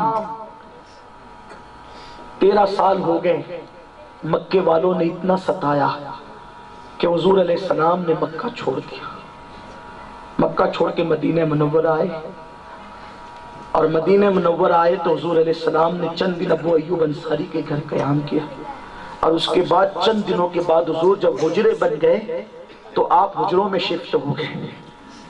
نیا نیا شفٹنگ کا معاملہ تھا، دن بھر لوگوں میں تبلیغ کرنا، راتوں کو ہاتھ اٹھا کر مغفرت کی دعائیں کرنا، کاروبار کا کوئی وقت نہیں ملتا تھا، کوئی ٹائم نہیں ملتا تھا، اور میرا نبی اتنا غیرت والا تھا کہ حضور علیہ الصلوۃ والتسلیم نے لوگوں کے ٹکڑوں پہ پلنا پسند نہیں کیا۔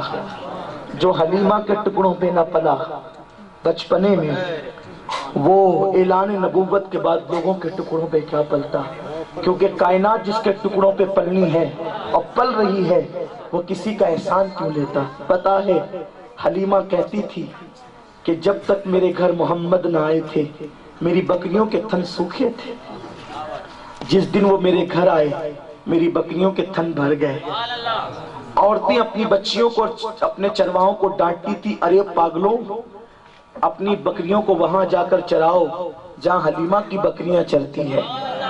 وہ میری بکریوں میں اپنی بکریاں گھسا دیتے، اور جب شام کو بکریاں لوٹتی تو میری بکریوں کے ساتھ رہ کر بھی وہ بھوکی لوٹتی، اور میری بکریاں پیٹ بھر کے لوٹتی۔ لوگ مجھ سے پوچھتے یہ کیا جادو کیا حلیمہ؟ حلیمہ کہتی کوئی جادو نہیں کیا، یہ سب اس برکت والے اس بچے کا کمال ہے، قربان جائیں۔ بلکہ وہ حلیمہ تو اتنی پیاری پیاری باتیں بیان کرتی، بیچاری حلیمہ پہ بھی الزام لگایا کہ حلیمہ بھی کافرہ تھی، ان کے کفر کی مشین گن خدا جانے کس کس پر چلے گی۔ اللہ اکبر۔ حلیمہ کو کسی نے کہا حلیمہ چراگاہیں سوکھ چکی ہے، قید سالی ہے، ذرا کچھ کرنا، تیرے گھر میں تو برکت ہی برکت ہے۔ کہا رکو رکو ابھی بارش ہوگی۔ حلیمہ گئی حضور کو اٹھا لائی، عرض کی اللہ اس کے چہرے کے صدقے باران رحمت کا نزول ہوا۔ لوگوں نے دیکھا کہ برسات ہو گئی۔ حلیمہ کہتی ہے جب پہلی مرتبہ میں حضور کو اپنے گھر لائی تو میں نے سوچا کہ چلو کچھ کھائے پیئیں، کچھ نہ تھا گھر میں، تو بکری کا دودھ دھونے کے لیے رسی کھولی بکری کی، بکری سیدھا میرے ہاتھ سے چھٹی، بے قابو ہو گئی، اور محمد عربی بستر پر ایک چھوٹے سے بوریوں پر لیٹے ہوئے تھے۔ بکری میری چھٹی، ادھر بھاگی، میں ڈری، پہلا ہی دن ہے بچے کو کچل نہ دے۔ حلیمہ کہتی میں نے اپنی آنکھوں سے دیکھا، وہ کچلتی کیا، وہ قدموں پر آئی اور اس نے میرے محبوب کو سجدہ کیا۔ اپنے مولا کی ہے بشان عظیم، جانور بھی کرے جن کی تعظیم، سنگ کرتے ہیں ادب سے تسلیم، پیڑ سجدے میں گرا کرتے ہیں۔ یہ شان والا رسول ہے۔ حلیمہ کو جس نے پالا وہ میرا رسول ہے، کائنات جس کے ٹکڑوں پہ پلتے، لیکن حضور جہاں معجزات دکھانے آئے تھے وہیں قانون دینے بھی آئے تھے۔ اللہ نے ان کی محنتیں ہمیں دکھانی تھی۔ سرکار ابدقرار صلی اللہ علیہ وسلم، یہ حدیث سیرت کی اکثر کتابوں میں جس کو میں اپنے الفاظ کا جامع پہنا کر بیان کرتا ہوں۔ اللہ اکبر۔ دوپہر کا وقت ہے، چلچلاتی دھوپ ہے، اللہ کے حبیب صلی اللہ علیہ وسلم کے یار غار صدیق اکبر چلچلاتی دھوپ میں چل رہے ہیں۔ حضرت عمر ابن خطاب ان کو مل گئے۔ عمر نے پوچھا بھائی ابو بکر اس چلچلاتی دھوپ میں تم کبھی گھر سے باہر نہیں نکلتے؟ اس وقت تو صدیق اکبر سچے تھے، صدیق تھے۔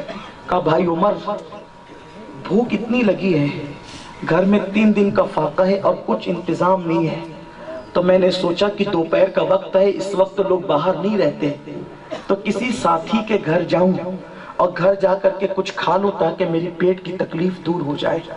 لیکن عمر یہ بتا میرے بھائی اس تپتی ہوئی دھوپ میں تم بھی تو نہیں نکلتے، تم کیوں نکلے؟ फारूक आजम कहते हैं जिस भूख ने तुमको बाहर किया उसी भूख ने मुझे भी बाहर किया। ये दोनों बातें कर रहे थे कि क्या देखा सामने से आमिना के लाल तशरीफ ला रहे। हुजूर ने दोनों को सलाम किया और पूछा ये बताओ धूप में क्या कर रहे हो। अर्ज की आका हमारे घरों में 3-3 दिन से चूल्हे नहीं जले। मदीना मुनव्वरा मक्का छोड़कर आए हैं, नए नए अय्याम है, मामला भी सेट नहीं हुआ है, 3-3 दिन हो गए घर में चूल्हे नहीं जले। हुजूर इस वक्त आपको कोई जरूरत कोई हाजत, क्यों आप बाहर निकले। आका फरमाते हैं तुम्हारे घर में 3 दिन से चूल्हा नहीं जला, 1 महीना 30 दिन हो गए, 30 दिन हो गए। आका फरमाते हैं मुझ मोहम्मद के घर में चूल्हा नहीं जला और अब मैं ये चाहता हूँ कि किसी सहाबी के घर जाकर कुछ चीजें खा लूं, कुछ खा लूं ताकि मैं अपने पेट को राहत दे सकूं। सरकार ने कहा चलो तुम भी भूखे हो मैं भी। और वो तीनों के तीनों एक सहाबी, 2 रिवायतें मिलती हैं लेकिन दूसरी को मैं तरजीह दे रहा हूँ। हजरत अबू अय्यूब अंसारी के घर वो गए और हजरत अबू अय्यूब के घर जाकर आकाए करीम का चेहरा उन्होंने देखा और देख करके आका के सामने खजूरें रख दी, किस्म किस्म की खजूरें। सरकार ने खजूरें खाई इतनी फुर्ती के साथ। हजरत अबू अय्यूब ने बकरी ज़बह की और जौ की रोटियां जल्दी जल्दी तैयार करवाई। यानी खजूर खत्म होने से पहले पहले अबू अय्यूब अंसारी ने अपनी बीवी के साथ और कनीजों के साथ मिलकर खाना तैयार कर लिया। और जब खाना तैयार हुआ तो खान के अंदर बकरी के गोश्त का सालन और रोटी जौ की हुजूर अलैहिस्सलाम के सामने रखी और हाथ बांधकर खड़े हो गए। सरकार कभी खाने को देखते, कभी आसमान की तरफ देखते, कभी खाने को देखते, कभी आसमान की तरफ देखते। अबू अय्यूब अंसारी कहते हैं या रसूल अल्लाह मेरे माँ बाप आप पे कुर्बान, हुजूर ये खाना आप खा लें, आपके लिए तैयार किया है। सरकार फरमाते अबू अय्यूब मुझे ये खाना देखकर मेरी बेटी की भूख याद आ गई। मेरी बेटी फातिमा इस वक्त तो भूखी है और जितने दिन से मेरे घर में चूल्हा नहीं जला उतने ही दिन से मेरी बेटी फातिमा के घर में चूल्हा नहीं जला। जैसे 1 महीने से मैंने फाका किया है वैसे 1 महीने से मेरी बेटी फातिमा ने भी फाका किया है। अगर तू इजाजत दे तो पहले ये खाना मैं अपनी बेटी को भिजवाऊं, उसके बाद फिर मैं खाऊं। आका से उन्होंने अर्ज़ की हुजूर मेरे माँ बाप आप पे कुर्बान, हुजूर मैं भी आपका और ये सब कुछ आपका है। तो हुजूर अलैहिस्सलाम ने चंद रोटियां और थोड़ा सा सालन हजरत फातिमा के घर भिजवाया। मैं आपसे एक बात पूछना चाहता हूँ, हम नाश्ते में 1 से गिज़ा लेते हैं, मैं नहीं कहता कि मत खाओ, दोपहर में भी खाते हैं शाम को भी, लेकिन आपसे पूछता हूँ इतना खाकर हम रोजाना 2-2, 3-3 ड्रेस तब्दील करते हैं, नहीं तो सुबह को कम से कम 1 ड्रेस तो हम रोजाना पहनते हैं।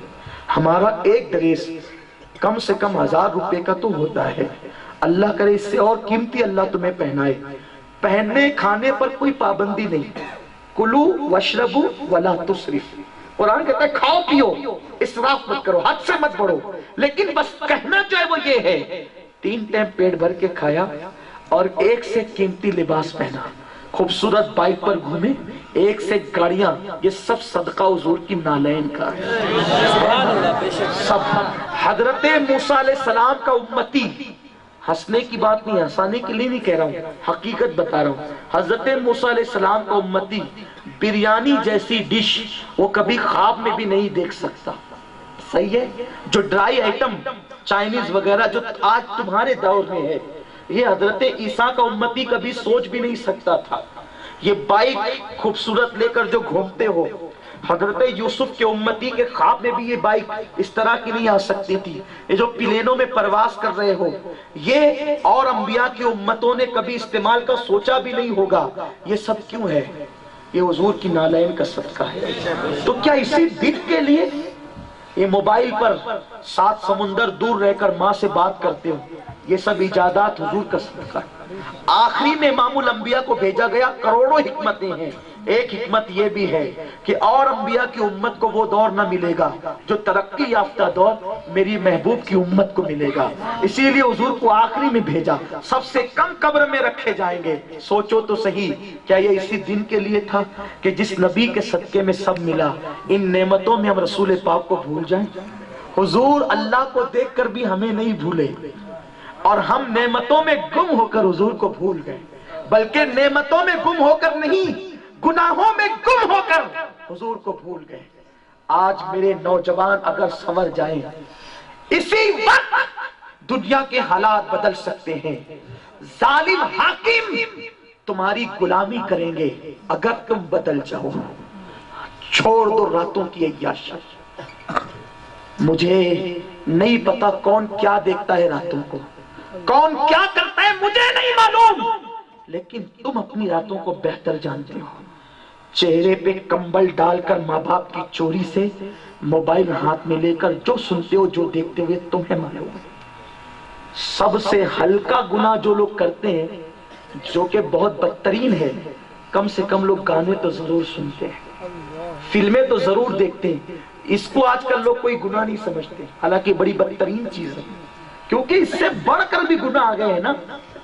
اس لیے تو میری قوم کے جوانوں، یہ جو حالات کا تم ماتم کر رہے ہو، یہ جو ابو غریب جیل کا تم ماتم، تمہیں پتا ہے ابو غریب جیل کی رپورٹ تمہیں معلوم ہے؟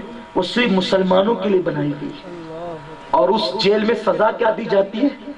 مسلمان قیدیوں کو مسلمان قیدیوں کے ساتھ بدکاری کروائی جاتی ہے، ان کے جلد کو، ان کی رانوں کو کاٹا جاتا ہے، اور اس میں نمک اور مرچ بھر کر اس کو سل دیا جاتا ہے۔ تمہیں ان کی تکلیف کا احساس نہیں ہے؟ نرم نرم گدوں پر گناہ کرنے والوں، تمہیں ان کی تکلیف کا احساس نہیں ہے؟ بیت المقدس کے بچے، جو معصوم بچے، ماں کی گود میں جن کی کھوپڑیاں اڑائی جا رہی ہیں، ان ماؤں کی سونی گود ہونے کا تمہیں کوئی احساس نہیں ہے؟ اپنے بچے کو گود میں کھلا کر کے خوش ہونے والوں، اگر آج تم نے ہوش کے ناخن نہ لیے تو جو بیت المقدس میں ہو رہا ہے وہ تمہارے ساتھ بھی ہو سکتا ہے۔ تمہارے اندر کوئی سرخاب کے پر نہیں لگے ہیں، اور میں تم کو افسانوی طور پہ ڈرانے نہیں آیا، میں تمہیں آگاہ کرنے آیا ہوں۔ میرے اللہ نے قرآن میں فرمایا، اِنَّ بَطْشَ رَبِّكَ لَشَدِيدٌ، تیرے رب کی پکڑ بڑی سخت ہے۔ جو اللہ نے ان کی پکڑ کی ہے، وہ اللہ اگر تمہاری پکڑ بھی کرے گا، تم کہاں منہ دکھانے کے قابل رہو گے؟ نرم گدوں پہ گناہ کرنا چھوڑ دو، راتوں کی تاریکیوں میں شراب کے جام ہاتھ میں لینا چھوڑ دو، حرام مال کھانا چھوڑ دو، ناپ تول میں کمی کرنا چھوڑ دو، عورتوں کو بدتمیزی کے ساتھ دیکھنا چھوڑ دو، عورتوں پہ بد نظری کرنا چھوڑ دو، فلمیں، سیریل، گانے، غزلوں سے اپنا رشتہ توڑ دو، اپنے نبی کی محنتوں کا احساس کرو۔ یا رسول اللہ، ہم آپ سے اپنی جان سے زیادہ پیار کرتے ہیں، آپ نے تو ہمارے لیے سب کچھ قربان کر دیا۔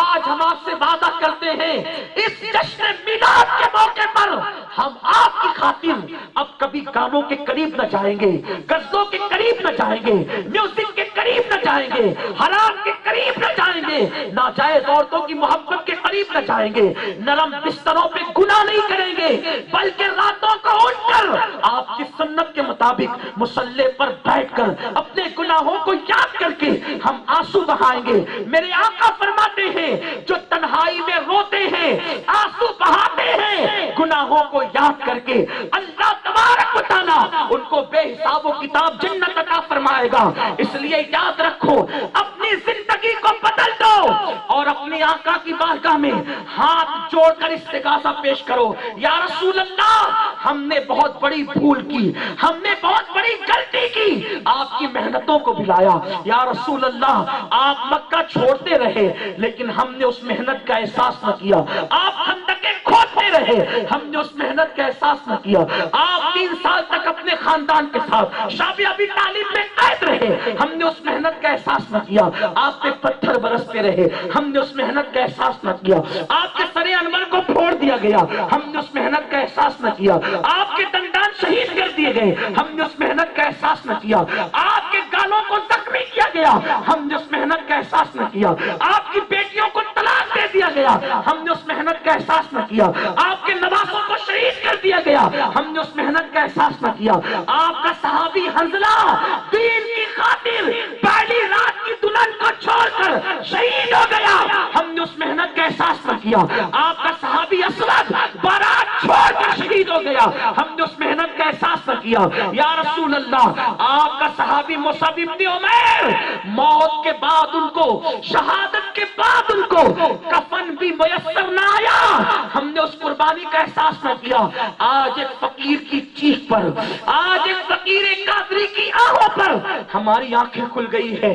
या रसूल अल्लाह, हमने बहुत बड़ी गलती की, आप हमें माफ कर दें।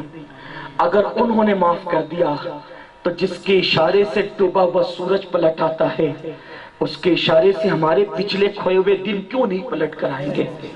जरूर आएंगे। उन्हें मना लो जिनको खुदा मनाता है, जिसकी रजा खुदा चाहता है, उस रसूल को मना लो जिसके लिए खुदा कहता है वला सौफ युअतीका रब्बुका फतरदा। हबीब, आपका रब आपको इतना अता करेगा कि अनकरीब आप राजी हो जाएंगे। आओ ना, अपने हुजूर को मनाएं। लेकिन हुजूर से तो किसके हालात छुपे हुए हैं? आप मेरे सामने नेक बन सकते हैं, मैं आपके सामने नेक बन सकता हूँ, लेकिन हुजूर के सामने तो हम झूठ नहीं बोल सकते ना। जिसकी नजरें उठने से किबला बदल जाता है, उसकी नजरें हमारी तरफ उठेगी तो हमारे दिन नहीं बदलेंगे। हमारे बच्चों की लाशें जिंदगियों में तब्दील हो जाएगी। हमारी बहनों की बेआबरू होती हुई जिंदगी फिर लौट आएगी आबरू की तरफ, इज्जत की तरफ, वकार की तरफ। आओ उस आका को राजी कर लो। ऐ खासान रसूल, वक्त दुआ है उम्मत पे तेरी आके, अजब वक्त पड़ा है। वो दीन जो निकला था बड़ी शान से वतन से, परदेश में वो आके गरीबुल गुरबा है। डॉक्टर इकबाल ने इसी की तरफ हमें बुलाया था। हो ना वो फूल तो बुलबुल का तरन्नुम भी न हो, चमने दहर में कलियों का तबस्सुम भी न हो न वो साकी तो फिर मैं भी न हो, खुम भी न हो। खैमा अफलाक का इस्तादा इसी नाम से है, नफ्स हस्ती तपिश आमादा इसी नाम से है। क़ुव्वत इश्क से हर पस्त को बाला कर दे, दहर में इसमें मोहम्मद से उजाला कर दे। कि मोहम्मद से वफा तूने तो हम तेरे हैं, ये जहां चीज है क्या लौह कलम तेरे हैं। कुदरत का नकीब पुकार पुकार कर कह रहा है, दौलत पे मातम करने वाले दौलत के लुटने पे मातम मत कर, लाशों पे मातम करने वाले लाशों पे मातम मत कर। बैतुल मुकद्दस की अजमत पर पामाल होकर, बैतुल मुकद्दस की अजमत को पामाल होता देखकर उस पे मातम मत कर। बस एक बात कर ले कि तू मेरे मोहम्मद का वफादार बन जा। ये दुनिया क्या हैसियत रखती है, इस दुनिया की औकात क्या है। लौहो कलम भी तेरे हैं और लौहो कलम क्या है। अगर तू उनका वफादार हो गया तो खुदा भी तेरा हो गया, और जब खुदा तेरा हो गया पूरी कायनात तेरी हो जाएगी। लेकिन हुजूर से वफा करना होगा। हुजूर अलैहिस्सलाम से वफा कैसे करेंगे, बस इसी पे अपनी गुफ्तगू समेटता हूँ। अपना दर्द दिल पेश करते हुए हुजूर से वफा क्या है। हुजूर से वफा ये है कि मस्जिदों को आबाद करके आका की आंखों को ठंडक पहुंचाओ, क्योंकि जो मस्जिदों को वीरान करते हैं वो मेरे आका के दिल को नश्तर लगाते हैं, हुजूर के दिल को बेकरार करते हैं, हुजूर को बेचैन करते हैं। क्योंकि आका फरमाते हैं तुम्हारे नामे अमाल हफ्ते में 2 दिन मेरे सामने आते हैं। अच्छे अमल देखता हूँ तो खुश होकर दुआ देता हूँ, अमाल बुरे देखता हूँ तो मेरा दिल दुखता है। कब्र में रसूल पाक को गमगीन मत करो, वरना इतने गमों की बारिश होगी कि गमों के अंदर डूब जाओगे, गमों के अंदर दब जाओगे। उस रसूल को कब्र अनवर में खुश कर दो, तुम उनको खुश करोगे, अल्लाह तुम्हें खुशियां नसीब फरमाएगा, खुशियों की सौगात अता करेगा। वफादार मोहम्मद अरबी की अलामत ये है, वो मस्जिद को कभी वीरान नहीं करते। अल्लाह अकबर। चेहरों पे दाढ़ियां सजाओ। और आज इसलिए खास तौर पे कहना चाहता हूं, अगर हुजूर की आमद से मोहब्बत है, सरकार का इश्क है, हुजूर के लिए जान कुर्बान करने की बात करते हो, आज मैं तुमसे जान नहीं मांग रहा हूं, इतना कि उस आका के नाम पे चंद बाल बढ़ा लो। ये बाल चंद बाल नहीं, ये आका का नूर है, ये हुजूर का नूर है। वफादारान मुस्तफा जान रहमत की अलामत ये है, वो गाने और गजलें नहीं सुनते, बल्कि वो लोग नाते मुस्तफा और तिलावत कुरान सुनते हैं। हाँ, और एक बात आपको अर्ज करूं इख्तिताम पे जाते हुए, वफादारान रिसालत की सबसे बड़ी अलामत ये है कि वो हुजूर को छोड़कर तवज्जो करें, हुजूर को چھوڑ کر کسی سے عشق نہیں کرتے، حضور کو چھوڑ کر۔ ماں باپ سے جو محبت ہے نا، حضور کو چھوڑ کر نہیں ہے، حضور کے حکم سے ہے۔ اولاد سے جو محبت ہے نا، حضور کو چھوڑ کر نہیں، حضور کی حکم سے۔ لیکن یہ جو ناجائز گناہوں کی محبتیں ہیں، یہ حضور کو چھوڑ کر ہے۔ جس دن تم ناجائز کی محبت میں جاتے ہو، اس دن تمہارے دل سے دامن عشق رسول چھوٹ جاتا ہے۔ ایک دل میں یہ دو چیزیں جمع نہیں ہو سکتی، جیسے رات دن جمع نہیں ہو سکتے، کفر ایمان جمع نہیں ہو سکتے، اندھیرا اجالا جمع نہیں ہو سکتا، صبح شام جمع نہیں ہو سکتے، اسی طرح عشق رسول اور محبت گناہ، عشق رسول اور ناجائز عورتوں کی محبت کبھی جمع نہیں ہو سکتی۔ جس کے دل میں عشق رسول آ جاتا ہے یار، وہ تو اتنا باغیرت عشق ہے کہ جس دن عشق رسول آتا ہے انسان اپنے آپ کو بھول جاتا ہے، اپنے آپ کو بھی بھول جاتا ہے۔ پتہ ہے لوگ کہتے ہیں، لیکن میں یہ چاہوں گا محققین سے معذرت چاہتے ہوئے کہ وہ میری گفتگو کو تان کا ذریعہ نہ بنائے۔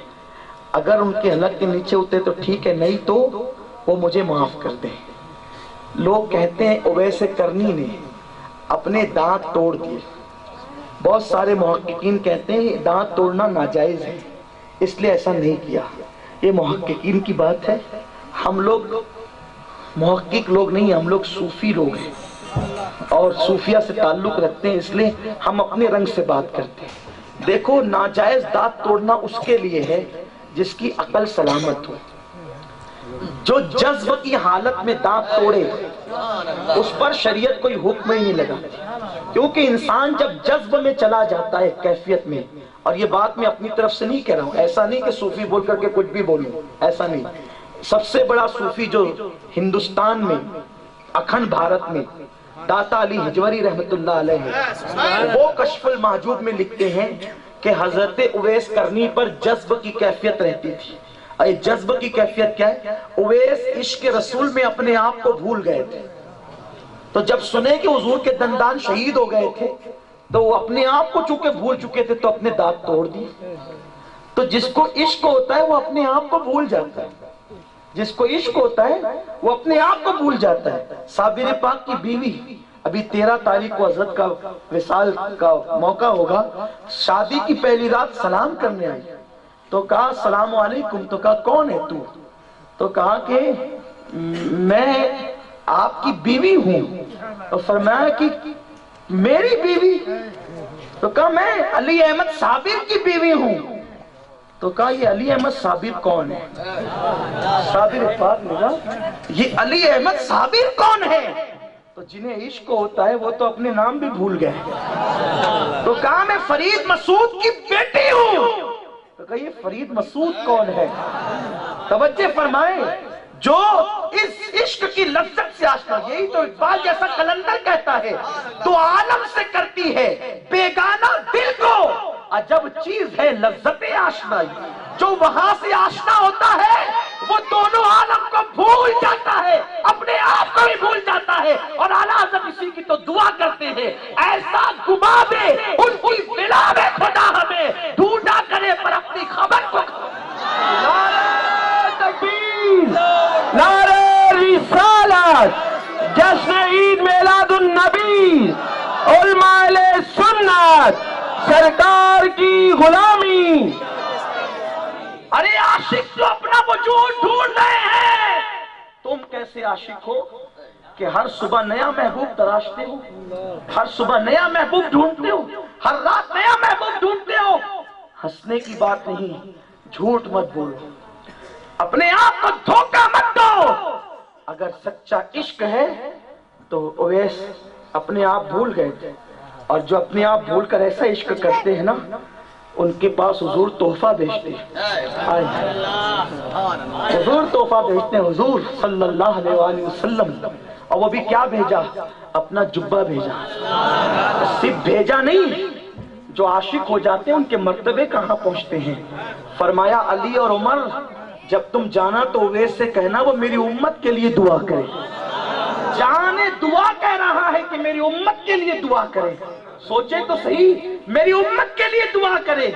اور جب پہنچے یہ حضرات جبہ لے کر تو حضرت عمر نے پوچھ لیا. مولائے کائنات تو چپ تھے اس لیے کہ جانتے تھے کہ اس کی کیفیت کیا ہے.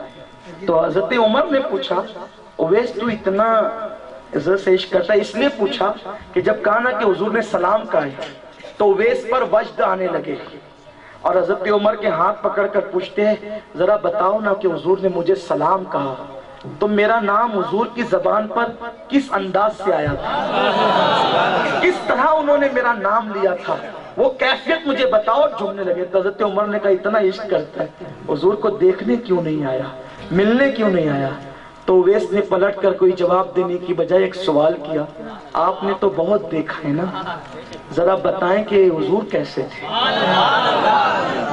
آنکھیں جھک گئی، آنکھوں میں آنسو آ گئے. کہنے لگے دیکھا تو بہت لیکن جب نظریں اٹھتی تو ہیبت کی وجہ سے جھک جاتی. میں تو یہ بھی نہیں بتا سکتا کہ حضور کی بھویں علیحدہ تھی یا ملی ہوئی تھی. اویس نے کہا لیکن مجھ سے پوچھیں اگر کوئی دور سے دیکھتا تو ملی ہوئی نظر آتی اور قریب آ کر کے دیکھتا تو جدا جدا نظر آتی. قربان جائیں جو عشق ایسا کرتے ہیں وہ کرن میں بیٹھ کر بھی اس شان سے دیکھتے ہیں. لیکن ہمیں عشق کی ہوا بھی نہیں لگی اور ہم تو عشق کے دعوے دار ہیں. ہم تو جلوس میں بھی شرافت سے نہیں چل سکتے. ہماری بے غیرتی اور بے حیائی کا کب تک ماتم، کون کرے گا ماتم؟ ہم تو سروں میں پٹیاں ڈالتے ہیں، ناچتے ہوئے چلتے ہیں، بلکہ بڑی معذرت کے ساتھ کچھ لوگوں کو تو ہم نے یہاں تک دیکھا ہے کہ چلتے ہوئے چکر مکر دیکھتے ہیں. یہ جلوس کی عظمت تم پامال کرتے ہو، غیروں کو بولنے کا موقع دے رہے ہو. سنو ادب کے ساتھ درود و سلام پڑھتے ہوئے شان سے چلو. لوگ پکار اٹھے جب 1450 سال کے بعد غلاموں کا یہ چلنا ہے تو مدینے والے مصطفیٰ کے چلنے کا انداز کیا ہو. گفتگو سمیٹ رہا تھا، بات کہنے چلا تھا کہ جن کو عشق ہوتا ہے پھر وہ کسی اور سے دل نہیں لگاتے. بس آخری میں عرض کر رہا ہوں ایک شخص تھا مکے میں رہنے والا، اس کا نام فضالہ تھا اور فضالہ بڑا ہسمکھ لڑکا تھا، ہسمکھ نوجوان تھا. کچھ لوگ نا ہسمکھ لوگ سب سے لگے رہتے ہے نا. اب ایسا ہوتا ہے کہ سب سے لگے ہوتے ہیں تو کبھی کبھی ہر ایک سے ہنسی مذاق کرتے کرتے کبھی کسی سے دل بھی لگ جاتا ہے، ایسا ہوتا ہے. ایسی ہی فضالہ کا حال ہوا. اس سے ہنس اس سے بول کرتے کرتے مکے کی خوبصورت لڑکی سے اس کو عشق ہو گیا. اور فضالہ کا حال یہ تھا طواف کعبہ کرنے جاتا تو اس عورت سے لڑکی سے مذاق کر کے جاتا اور جب آتا تو پھر آ کر کے وہاں پر بیٹھ کر اپنا وقت گزارتا. ایک دن فضالہ گھر سے نکلا، اس لڑکی سے خوب ہنسی مذاق کی، بڑی دل لگی کی باتیں ہوئی اور جب طواف کے لیے پہنچا تو اس نے کیا دیکھا کہ کعبے کا کعبہ روح کائنات حضور خود طواف کر رہے ہیں. اس نے سوچا اس سے اچھا موقع کیا ہوگا محمد عربی کو قتل کرنے کا. اللہ اکبر. اس نے کھنجر لیا اور کھنجر لے کر اپنے عبا میں چھپا لیا اور حضور کے ساتھ ساتھ طواف کرنے لگا. تھا تو کافر لیکن اس کے نصیب کیا کھلے تھے کہ کعبے کے گرد کعبے کے ساتھ گھوم رہا تھا. جو حضور کے ساتھ کعبے کا طواف کرے پھر وہ محروم کیسے رہے. سرکار نے دیکھ کر مسکرایا. اب فضالہ کیا سوچ رہا ہے؟ توجہ کریں، جس کو دیوار کے پیچھے کی خبر نہ ہو وہ کبھی اسلام کی خدمت بھی نہیں کر سکتا. سرکار نے فضالہ کیا سوچ رہا ہے؟ فضالہ نے کہا کچھ نہیں، سوچا کہ شریفوں کے ساتھ طواف کرنا اچھی بات ہے، اس لیے آپ سے زیادہ شریف کون ہے، آپ کے ساتھ آج طواف کر رہے ہیں. اس کا مطلب مکے کے کافروں کو بھی اس بات کا اعتراف تھا کہ جانے شرافت مکے میں اگر کوئی ہے تو وہ آمنہ کا لال. اچھی بات ہے شریفوں کے ساتھ، تو آپ کے ساتھ طواف کر رہے ہیں. فرمایا اچھا طواف کرتے ہوئے بھی جھوٹ بولتے ہو؟ کہا نہیں تو یہی سوچ رہے نا کہ میں نے خنجر عبا میں چھپا رکھا ہے، اس سے اچھا موقع کب ہو سکتا ہے محمد کو قتل کرنے کا. قتل کرنے آیا، جھوٹ بولتا ہے. اور دست مصطفیٰ اٹھا. کون سا دست؟ کون سے ہاتھ؟ جو اگر اٹھا کر کنکری مار دے تو قرآن کہتا ہے وما رمیتا اذ رمیتا ولکن اللہ رما. قربان جائیں، بلکہ وہ ہاتھ نہیں، وہ ید اللہ ہے، وہ ید اللہ ہے. ہاتھ جس سمت اٹھا غنی کر دیا، موج بحر سماحت پہ لاکھوں سلام. ہاتھ اٹھا اور سینے پہ مارا. ہم کسی کے سینے پہ مارے جھگڑا بڑھ جاتا ہے، اور ان کا ہاتھ کسی کے سینے پہ پڑے تو دل سے کینہ نکل جاتا ہے. لوگ کہتے ہیں ہم بھی حضور کی طرح ہیں، ان کے بھی 5 انگلیاں تھی ہماری بھی، لیکن ان کی انگلیوں سے پانی کے چشمے نکلتے نہیں دیکھا، ان کے ہاتھ کا کرشمہ نہیں دیکھا کہ سینے پہ ہاتھ مارا تو قدورت ہے. ارے تیری تقریر سن سن کر کے تیرا لوگوں کے دماغ پک گئے، لوگوں کی زندگی نہ بدلی. تقریریں کرتے کرتے لوگوں کے گلے بیٹھ گئے، آواز ختم ہو گئی، اٹیک آ گئے، لوگ مر گئے، ہے نا؟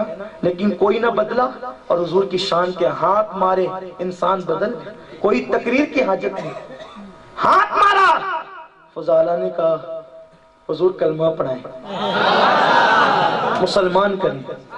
حضور نے کلمہ پڑھایا، مسلمان ہوئے. پھر طواف کرنے لگے. طواف کرنے کے بعد فضالہ واپس گئے تو کافی دیر ہو چکی تھی. وہ لڑکی دروازے پہ کھڑے انتظار کر رہی تھی.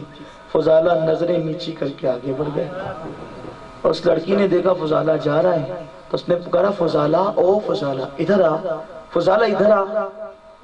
آپ نے گردن نیچی کی اور کہا کہ نہیں آتا، نہیں آتا. فضالہ کیوں؟ کوئی بے ادبی، کوئی گستاخی ہو گئی؟ دل لگی کرتے کرتے کوئی بات تیرے دل پہ لگ گئی؟ کہا کسی کی بات دل پہ نہیں لگی، جب تک وہ محبوب نہ ملا تھا روزانہ ہزاروں محبوب تلاش کرتا تھا. اب جانے محبوبیت ہاتھ آ گیا ہے، اب کسی کے چہرے کی حاجت نہیں، اب وہ دل میں بس گیا ہے، کسی کی حاجت نہیں ہے. حیرت ہے، فضالہ کے دل میں حضور بس جائیں تو برسوں کے تعلقات منٹوں میں، سیکنڈوں میں ختم ہو جاتے ہیں. ہم دعویٰ کرتے ہیں حضور دل میں ہے، حضور دل میں ہے، لیکن ہر دن ہم نئے نئے محبوب تراش رہے ہیں. ہمیں تو ہیرو سے بھی محبت ہے، کرکٹر سے بھی ہے، ہیروائن سے بھی ہے، سیریل کی اداکارہ سے بھی ہے. کتنے بت تراش رکھیں دل کے لیے. یاد رکھنا، جب تک ان بتوں کو نہیں نکالو گے تمہارا دل طاق حرم نہیں بن سکتا. اور جب ان بتوں کو نکالو پھر دیکھو اس دل کے اندر کیسے ان کے جلوے بستے ہیں اور کیسی چمک آتی ہے. سنی دعوت اسلامی یہی چاہتی ہے ہر جوان مدینہ منورہ کی طرف پلٹ آئے. اقبال نے بہت جھجلا کر یہ بات کہی تھی، خدا تجھے کسی طوفان سے آشنا کر دے کہ تیرے بحر کی موجوں میں اضطراب نہیں.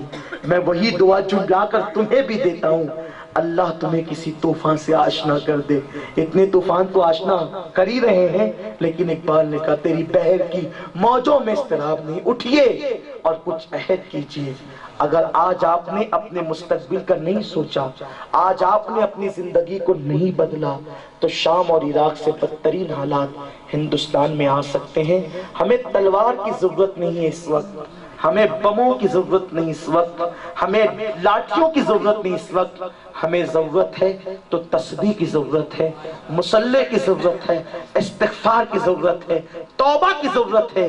الدعاء صلاح المؤمن، دعا مومن کا ہتھیار ہے. آؤ عشق کے رنگ میں رنگیں، وقت کا فرعون اب بھی غرق ہوگا. شرط ہے ہم عشق کے رنگ میں رنگ جائیں. آج بھی ابراہیم سا ایمان پیدا ہو جائے تو وقت کا نمرود ہلاک ہو کر کے رہے گا.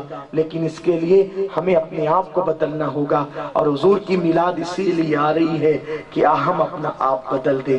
اور وہ حضرات، یہ تو آپ سے بات ہوئی، وہ حضرات جو میلاد منانے سے منع کرتے ہیں، ان سے کہتا ہوں خدا کے لیے تم کو نہیں منانا تم نہ مناؤ. ہم تمہیں دعوت دینے نہیں آتے، لیکن ہماری قوم جو مناتی ہے ان کو منانے دو. آپ فتوے نہ دیں، ہمیں معلوم ہے اسلام کیا ہے اور کفر کیا ہے. ہاں کچھ لوگ کنفیوز کرتے ہیں. حضور کی ولادت تو 2 ربیع الاول کو بھی ہے تاریخ میں، 9 کو بھی ہے، 12 کو بھی ہے. کب منائے کب منائے؟ کون سا ایسا مسئلہ جس میں اختلاف نہیں؟ کوئی ایسا مسئلہ ہے جس میں اختلاف نہیں ہے؟ جب مسئلے میں اختلاف ہوتا ہے تو عمل اس پر ہوتا ہے جس پر زیادہ لوگ متفق ہوتے ہیں. لوگ اعلیٰ حضرت پہ اتنا ظلم کرتے ہیں. دیکھو اعلیٰ حضرت نے 8 لکھا 8 لکھا 8 لکھا 8 لکھا، حالانکہ نیچے کی عبارتیں سب چرا گئے. اعلیٰ حضرت نے 8 نہیں لکھا، فرمایا کہ بعض نے 2 لکھا ہے، بعض نے 8 کا، یہ ہے. لیکن پھر فرماتے ہیں جس پر زیادہ لوگ امت کی اکثریت متفق ہے وہ ربیع الاول کی 12 تاریخ. اور لوگ کہتے ہیں دیکھو دیکھو دیکھو یہ سنی کتنا پاگل ہو گیا، 12 ربیع الاول کو عائشہ کا سہاگ اجڑ گیا، فاطمہ الزہرا یتیم ہو گئی، اور یہ لوگ جلوس نکال رہے ہیں، خوشیاں منا رہے ہیں. ان سے بڑا گستاخ کون ہوگا؟ ہم نے کہا سبحان اللہ، کس قدر آپ دور کی کوڑی لائے. لیکن سنی اتنا بیوقوف تو نہیں ہے کہ آپ کے اس جال میں پھنس جائے. پہلی بات یہ کہنا عائشہ کا سہاگ اجڑا یہ حضور کی بے ادبی ہے. سہاگ اس کا اجڑتا ہے جس کا شوہر مر جاتا ہے. اگر عائشہ کا سہاگ اجڑا تو عائشہ کو زوجۃ النبی کیوں کہتے ہیں؟ نبی کی زوجہ کیوں کہتے ہیں؟ بیوہ کیوں نہیں کہتے؟ نبی کی کسی بیوی کو بیوہ نہیں کہہ سکتے کیونکہ ان کا سہاگ موجود ہے. اور جو بیوہ ہو جائے وہ دوسرے سے نکاح کر سکتی ہے، لیکن نبی کی بیویاں کسی دوسرے سے نکاح قیامت تک نہیں کر سکتی. کیوں نہیں کر سکتی؟ جس کا سہاگ سلامت ہے اب اس کا دوسرا نکاح نہیں ہو سکتا.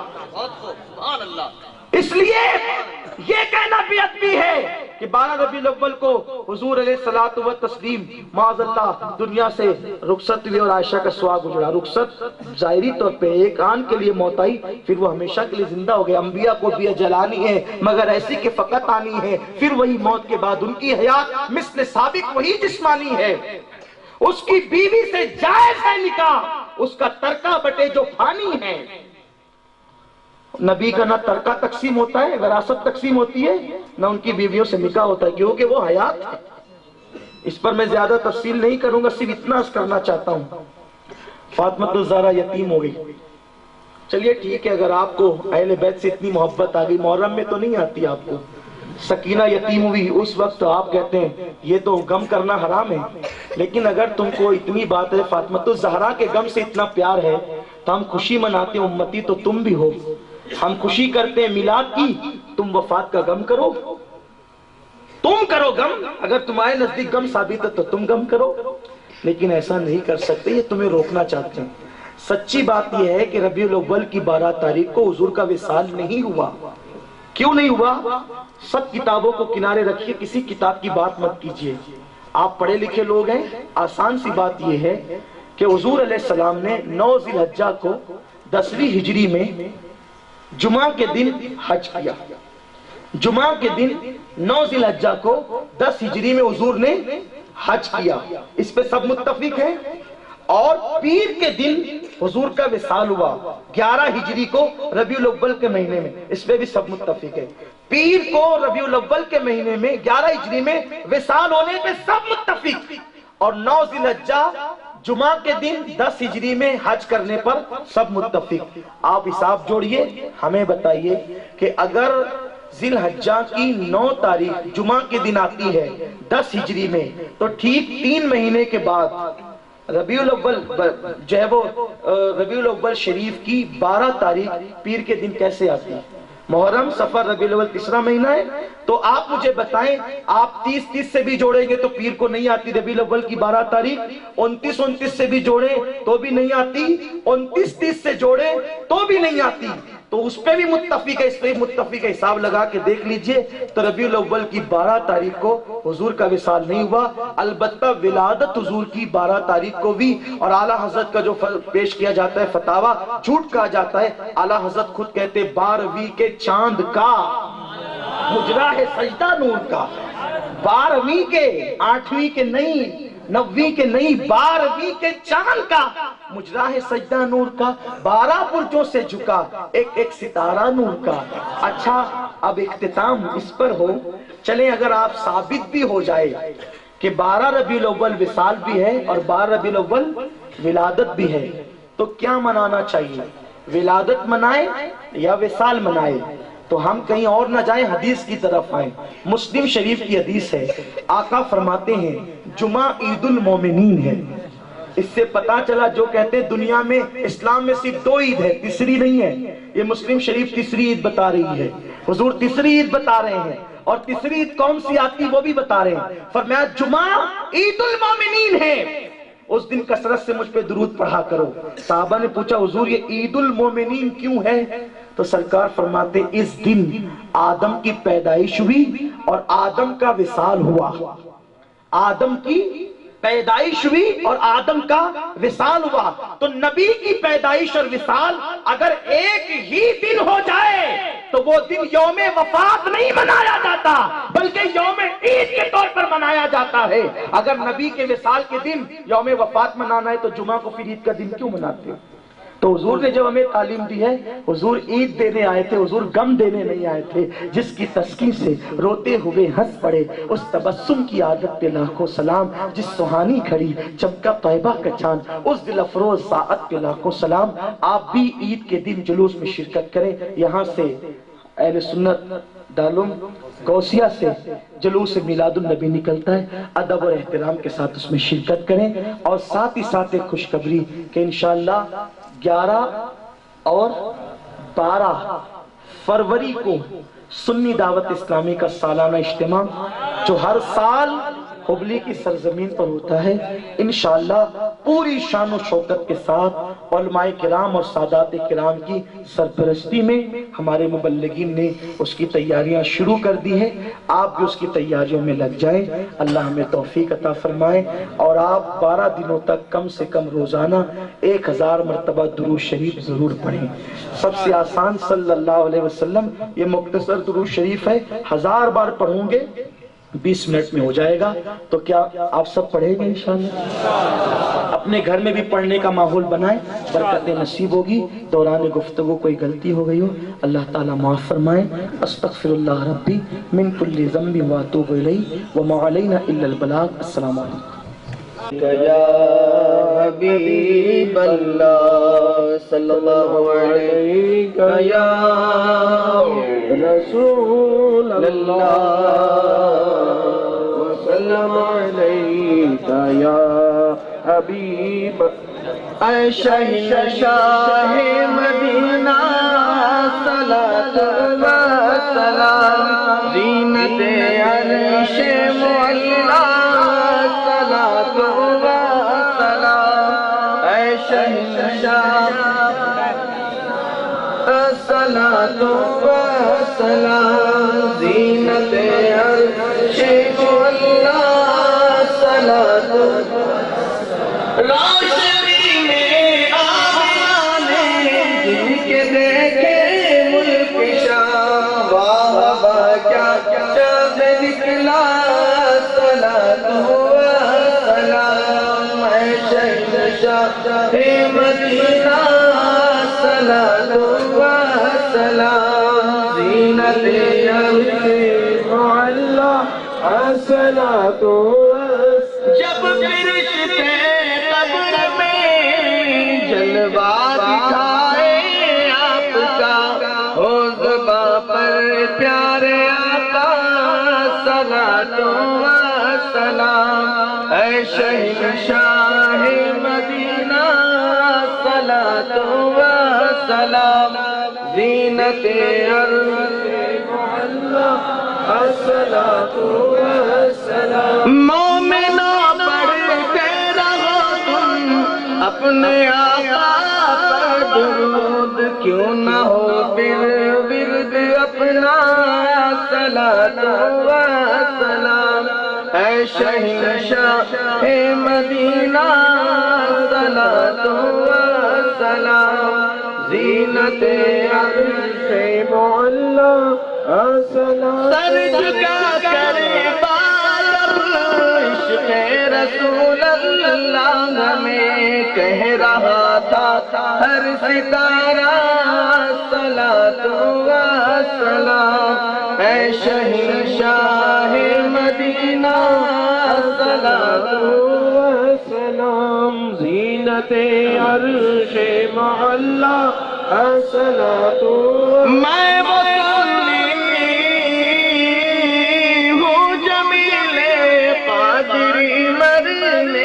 بعد میرا لاشا بھی کہے گا صلاۃ و سلام.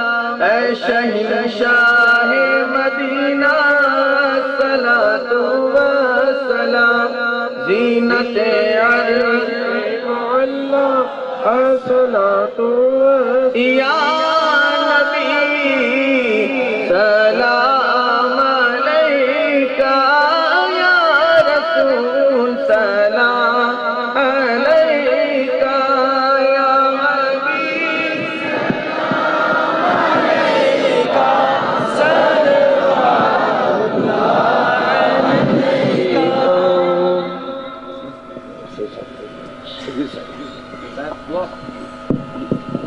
ربنا وتقبل منا الفاتحة بسم الله الرحمن الرحيم الحمد لله رب العالمين مالك إياك نعبد وإياك نستعين اهدنا الصراط المستقيم صراط الذين أنعمت عليهم قل هو الله أحد قل هو الله أحد الله الصمد قل هو الله أحد الله الصمد اللهم صل على سيدنا محمد اللهم بارك على محمد